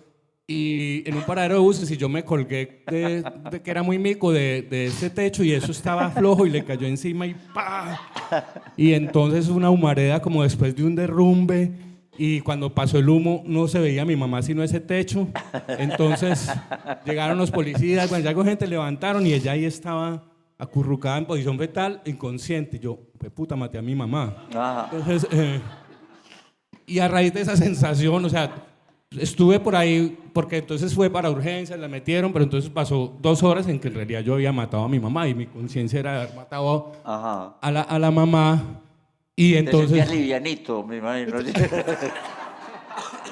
No, y me di cuenta de cuando la vi ahí frágil, como una niña recogida sobre sí misma, un poco lo de Don Efrén, ¿cierto? Vi como que esa humanidad, esa desprotección, de incluso las cosas en las que no conciliábamos y en las que había desavenencias y asperezas y crudezas, cosas duras, eran producto de una niña, la vi ahí. Entonces me conmoví mucho y luego ya cuando salió al rato en una silla de ruedas, la estaba empujando así un negro grandotote y ella toda vendada. Yo ya me había conmovido y culi cagado, vamos para la casa que arreglamos. Volvió otra vez el ciclo de la cotidianidad. Qué lindo es, mamá en posición fetal, ¿cierto? Te lo pongo en cuenta, bueno, qué bonito. A ver, más. Hay un lugar muy interesante que creo yo que es como la culminación del barrio, porque Villalinda pues es una ciudad, pero es como un barrio justamente porque tiene estas cercanías. Y es el lugar final, digamos, como en el que se termina volviendo la vida de Manuel Alejandro, y uno sobre el que también has escrito otros textos y que ya como que uno siente es una ciudad, que es la oficina. Y como que la violencia para ahí, ya como que logra escapar de tantos muertos, y de hecho, después de ser un fantasma durante toda la novela, pues acaba siendo como el único vivo.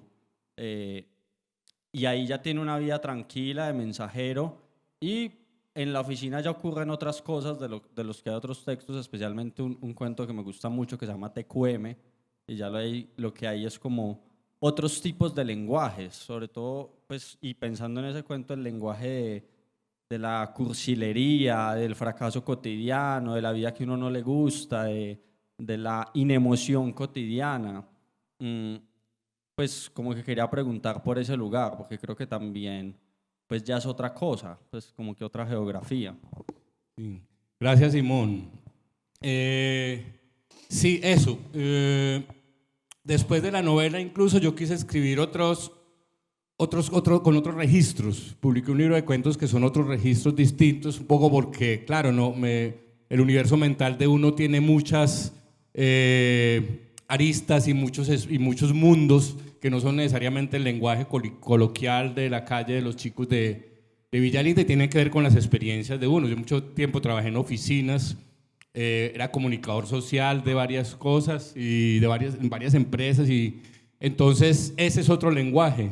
Y ahí creo que muchos cuentos que escribí, varios cuentos que he escrito tienen que ver con ese mundo de la oficina que me interesa mucho, y que tiene unos conflictos pequeños similares al chico de la calle, que ya no es el cigarrillo o el bus, sino una de las sensaciones más patéticas que me parecen del ser humano y más inevitables en este mundo, y es el miedo a perder el trabajito. Esa cosa es la verdadera tragedia shakespeariana del oficinista. Entonces, y las pequeñas rencillas que hay, las pequeñas... Bueno, en el Malabarista Nervioso hay un cuento en que yo quise hacer la historia de un oficinista anónimo, pero narrado un poco desde la épica, desde la narración ciclística, un poco también como ese absurdo que les decía ahora. Y entonces sí, eso, cuando por ejemplo TQM, yo trabajé un tiempo en la cooperativa de vendedores de seguros de Suramericana como Pensura, siempre al servicio de los vendedores de seguros, y en realidad pasó que la gerente se consiguió un novio y estaba muy enamorada, y como yo escribía los mensajes institucionales, las tarjetas de Navidad, todo eso, felices fiestas, un próspero año nuevo, les desea con todo el corazón la cooperativa Alberto Herman. Y entonces ella un día me llamó a la oficina, usted qué cosas tan poéticas, es que yo tengo un novio, Armando, él se llama Armando, a ver si usted me ayuda. Entonces yo le dije que me lo describiera, que era como gordito, calvito, sonrosado. Y entonces me dijo, lo que pasa es que él se va a ir para un viaje de 4 días, entonces yo quiero como mandarle algo que cuando él esté allá lo lea. Entonces yo listo, de una Astrid, quedarse es otra forma de partir, lo esencial es invisible a los ojos, Armando. Bueno, la cosa es que me siguió llamando para escribirle a Armando, y yo le escribí a Armando mucho, y ya me estaba gustando Armando, ya me estaba gustando. Era una especie de Cyrano de Bergerac. Sí, exacto. Y yo bebía mucho en esa época. Un día, entonces yo había entablado como una relación con Dianita, que era la recepcionista. Y entonces yo iba muy enguayabado, muy tarde o medio borracho, y entonces ella me aguantaba por Armando, pues por las cartas de Armando. Pero un día ya no me soportó y me echó. Pues eran como las 3 de la tarde y ya no, te vas ya. Entonces yo, listo, Astrid, me voy. Pero antes le escribí una carta, pues le dejé una carta diciéndole que ella tenía razón, pero que ciertos espíritus sensibles no soportamos esta vida tan cruel, y que yo la entendía. Si yo fuera ella hubiera hecho lo mismo, que de todas maneras había amado esa empresa y la sensibilidad de ella y su humanidad. Y le dije a Dianita, Dianita, entregale esta carta a Astrid, y cuando salgas a las 6, yo estoy en el estanquillo de ahí de la esquina, me voy a tomar allá mediecita. Y entonces ya me fui para allá, pedí la media, y a los 10 minutos llegó Dianita, y yo, ¿qué pasó? ¿Usted la echaron también? No, que vaya mañana a trabajar. Ella leyó la carta y se puso a llorar.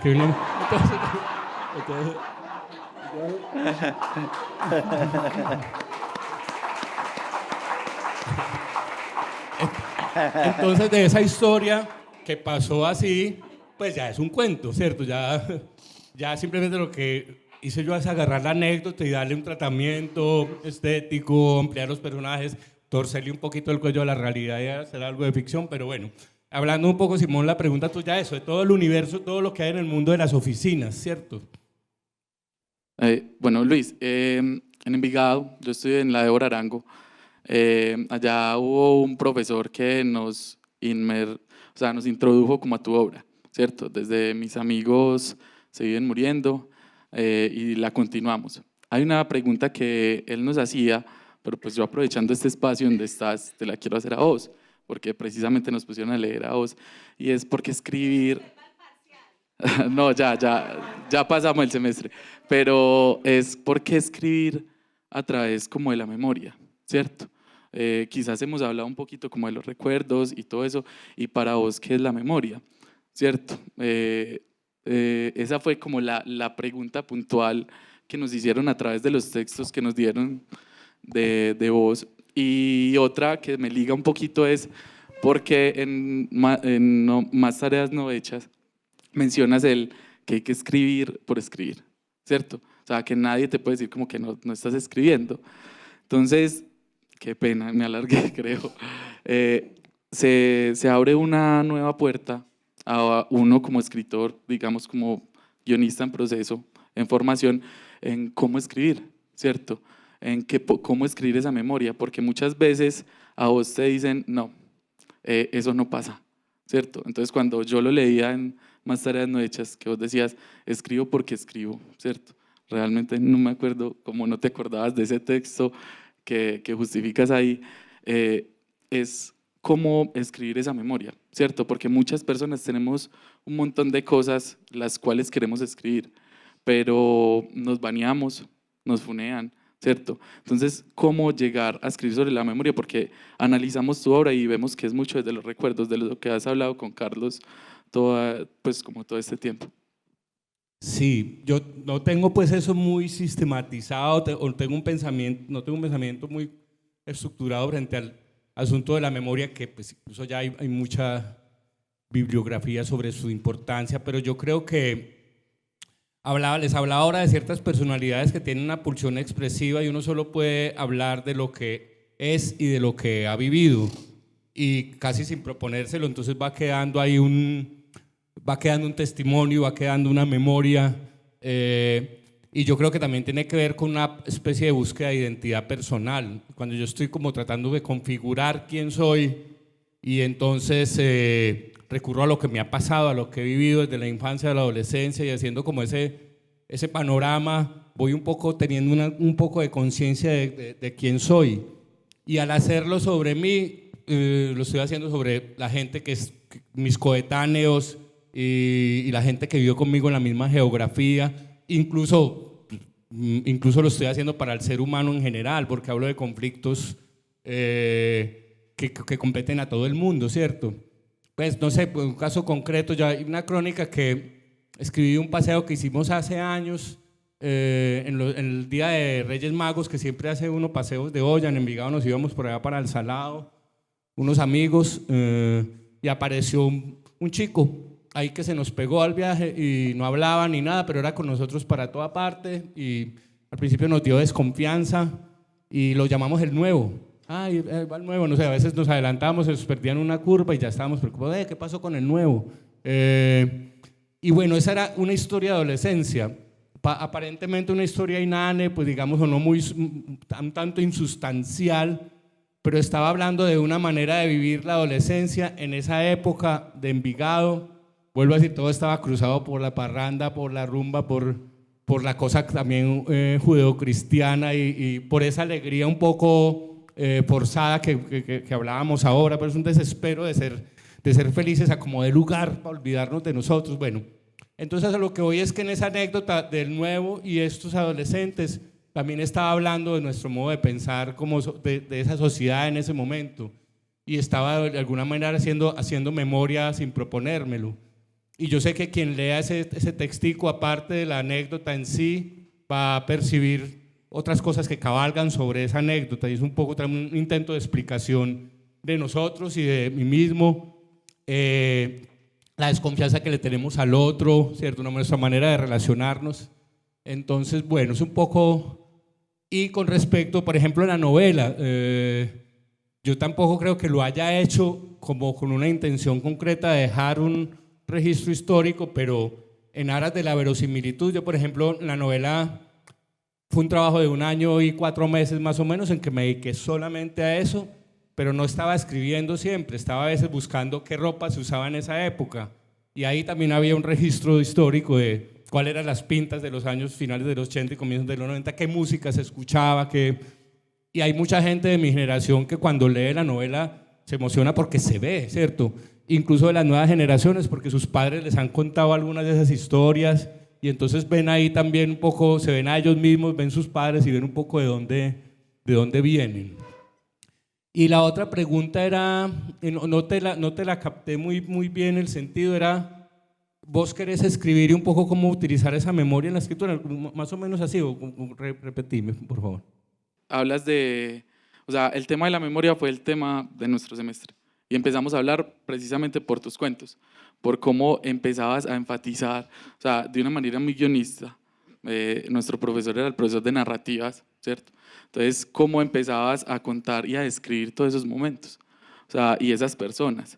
Entonces, no es como cómo voy a escribir la memoria, sino cómo hiciste precisamente para darle ese toque. O sea, es que uno lee a Luis Miguel y realmente uno se conecta. Yo no soy, pues yo nací en el 94, pero yo lo leo y digo, marica, parece que hubiese vivido esta época, ¿cierto? Entonces se conecta uno mucho y lo que hace es como un recuento de esa memoria que uno debe de escribir ahora también, ¿cierto?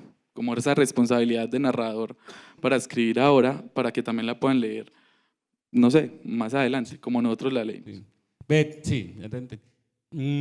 Tiene que ver con el poema que leyó Carlos Mario de Hoy no quiero metáforas. Yo creo que un anhelo de todo escritor es hacer gente, no personajes. Es ser gente, que la gente perciba gente. Y sería muy lindo que las palabras, como decía Santa Teresa, Carver cita a Santa Teresa diciendo que las palabras precisas y verdaderas tienen el mismo poder que los actos. Yo siempre soñaba como que uno escribiera puño y la gente le quedara un ojo hinchado, que uno escribiera caricia y la gente sintiera la piel de gallina, que uno escribiera beso y el chico o la chica sintieran, pues sería como un anhelo, es imposible, pero como un ideal al momento de escribir, y un poco al tratar de contar la gente como es, los personajes, tratar de que no sean unos clichés, unos monigotes, sino que sean personas, y dentro de eso de ser persona está el ambiente en que se mueven, la música que escuchan, ese ambiente en que vivieron.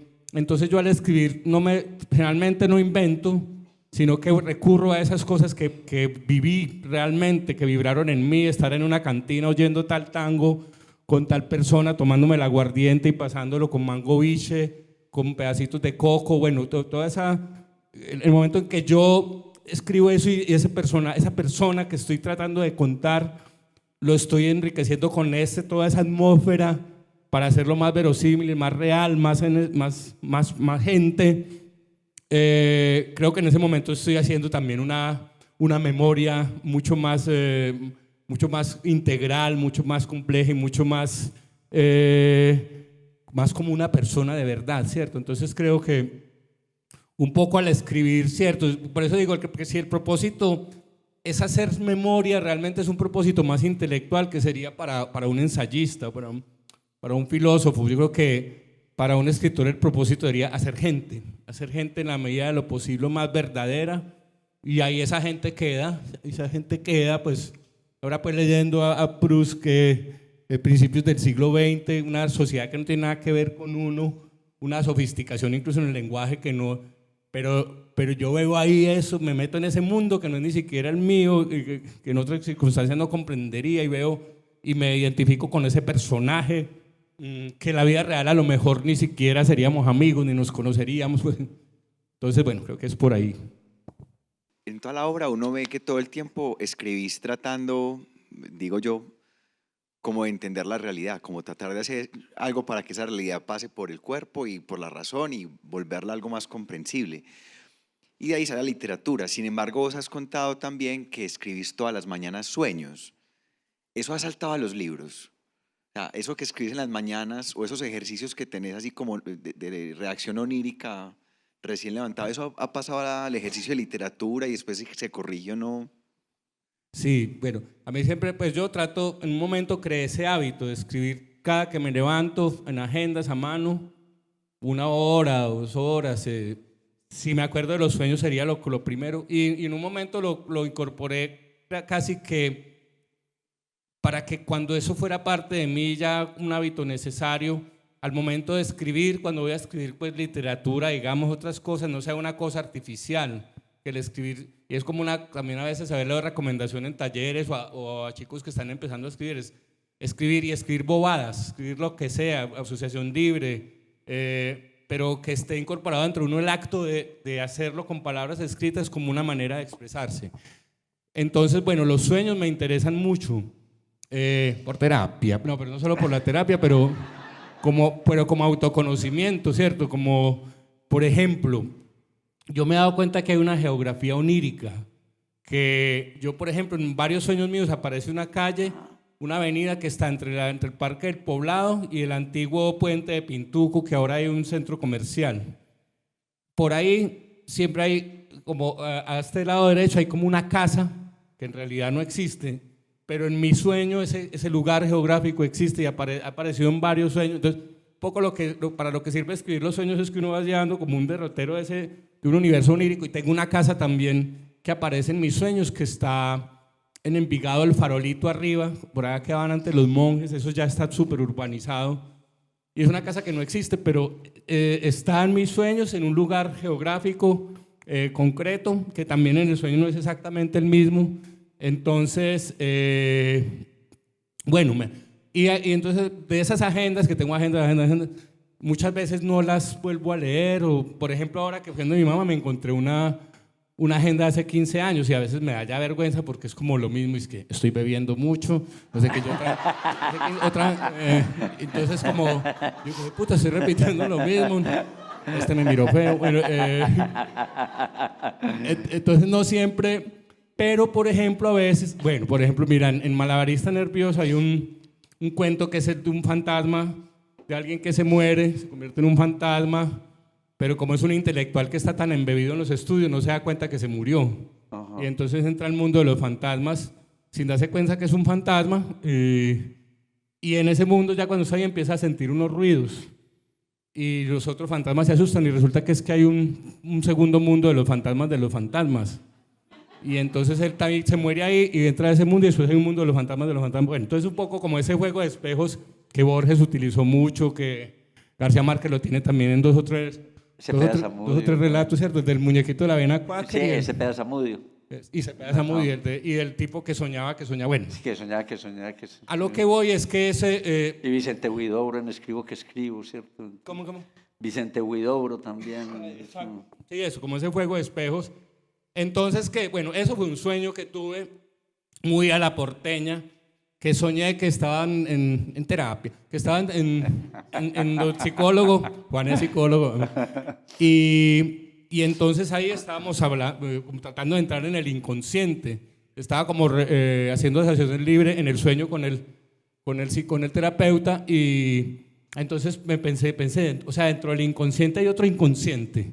Uno puede estar inconsciente y puede ir en el inconsciente, hay otro nivel más donde hay cosas ocultas para ese primer inconsciente, y en el segundo inconsciente puede haber cosas ocultas, o sea, átomos tan complejos, tan infinitos, tan inabarcables. Pero bueno, mira, que lo que les cuento es un sueño. Y ahora, ¿cómo se convirtió eso en el fantasma de los fantasmas? Creo que Bruno, mi hijo, tuvo que ver. Tal vez yo le conté ese sueño, yo sé que él tuvo que ver y está dedicado pues a él. Tal vez él me lo transformó en una historia más a su manera de fantasmas. Pero bueno, en conclusión, Juan, no he vuelto a mirar. Ahora, lo que hago a veces sí en las agendas, bueno, no, esa agenda que descubrí en casa de mi madre, me di cuenta de cómo escribí un cuento que se llama Ramiro no me mira a los ojos, que había olvidado cómo lo había, y entonces lo mismo. Tengo que escribir ese cuento, pero no he hecho nada. Bueno, entonces después es que a los 8 días tengo que ponerme a escribir el cuento. No lo he escrito. Bueno, entonces, pero después ya hay un momento como que, listo, esa es la estructura más o menos que tendría el cuento. Y entonces, bueno, me ha servido ahorita esas para ver cómo es el proceso creativo, que uno lo olvida, ¿cierto? Uno lo hace muy inconscientemente. Luis Miguel, ¿cómo ha sido el tema de las traducciones, por ejemplo, al francés de Era más grande el muerto? O sea, ¿crees que realmente, pues como que se llega a concretar los términos que vos decís en la novela en español, pues que es como ese parlache? Entonces, ¿cómo es el proceso con la traducción y si el lector final pues como que logra identificar y logra llegar a eso? Gracias, sí, que viene ese tema. Cuando yo estaba escribiendo la novela, en un momento pensé, esto no lo van a entender sino en Envigado y si mucho en el Valle de Aburrá. Y entonces pensé, tendré que escribir más neutro. Y en un momento me di cuenta, no, este universo está hecho del lenguaje, nuestra cultura este es el lenguaje. Y yo me he mamado todo el lunfardo de los argentinos, me he mamado las cosas raras de yo y me he mamado las terminologías de las traducciones de los franceses. Entonces también que se mamen esto y si no, pues nada, que así es, ¿cierto? Sí. Como que en un momento tomé esa decisión. Y bueno, antes de la traducción, la primera duda era con gente de otras culturas que leyeran español, los argentinos, por ejemplo, los españoles. Entonces, con los argentinos me ha pasado que siempre me preguntan, ¿lo entendés? Y claro que lo entendemos. Las palabras que son ya muy específicas, por contexto las deducimos o buscamos, pero la historia es... Y bueno, la novela solo tiene una traducción que es al francés. Entonces esa era la cosa. Yo luego hablé con la traductora, ya estaba terminando ella la traducción, y entonces lo que me decía, no, lo que hice fue una hermana gemela de tu novena. Hay cosas acá que son muy puntuales y muy de nosotros, las canciones, por ejemplo. Vos puedes traducir la letra de una canción, pero otra cosa es que vos la hayas escuchado, lo que haya significado en la vida de barrio, ¿cierto? Eso es intraducible. Nuestra educación sentimental está hecha de estas canciones. Uno está en la casa y la mamá está planchando, oyendo a Elenita Vargas, a Sandro y a Leodán, y uno sale en la esquina y en la cantina suena un tango y coges un bus y en el bus suena un vallenato. Uno puede traducir en un contexto en que no se escuchen esas canciones y no sea tan importante en la vida de la gente y digamos en cuanto a la trama funciona, pero se pierde. Entonces me decía esta traductora eso, que había creado una hermana gemela de la novela buscando un poco analógicamente cuál era el sector de la sociedad francesa más parecido, los inmigrantes marroquíes, y entonces no eran zapatos Reebok tal vez, sino su manera de tener estatus eran como unas botas texanas y pues, ciertos blue jeans. Bueno, pero lo que sí me gustó es que hay una cosa universal en la historia, y es el hecho de la marginalidad de los chicos, el hecho del estatus, el hecho de y es universal, de no preguntarnos por qué somos pobres, sino evadir eso, tratando de parecernos al que está un poquitito más alto, ¿cierto? Entonces, bueno, eso es un poco con lo de las traducciones y el lenguaje. Aprovecho para preguntarte algo, Luis Miguel, ahora que tocas el tema, pues en este país desayunamos violencia con tinto todos los días y para nosotros es algo supernatural, mientras que para otras personas es realismo mágico, ¿cierto? ¿Vos crees que de pronto se trata de una manera de hacerlo digerible, de una manera que nosotros encontramos para normalizar las cosas? ¿O crees que es más cuestión cultural, que ya viene así, de que la violencia se haga algo tan natural, o que son formas que uno mismo encuentra? Bueno, no sé mucho del tema, pero yo creo que es ambas cosas. Hay algo de nuestra cultura que tiene mucho de violencia, de intervención, de esa pulsión de poder, de lograr lo que se quiera por encima del otro. Y hay algo también, sí, una naturalización de eso como manera de ser y el apuro. Yo creo que una sociedad en que la gente tenga miedo y afán, no va a haber tiempo de pararse y reflexionar, y entonces volvemos a eso, un poco taparlo, naturalizarlo, ser felices a los trancazos. Sin embargo, yo creo que por lo menos mi intención, y eso también lo vi en la obra de Hilmer, que para mí fue muy importante, no son obras sobre no son obras sobre la violencia, son obras sobre el amor, sobre la necesidad de comunicación, sobre la familia, sobre la pérdida, en un contexto que es el contexto en el que nosotros conocemos, pues entonces, que es en el que hemos vivido, es inevitable, sería falso no hacerlo.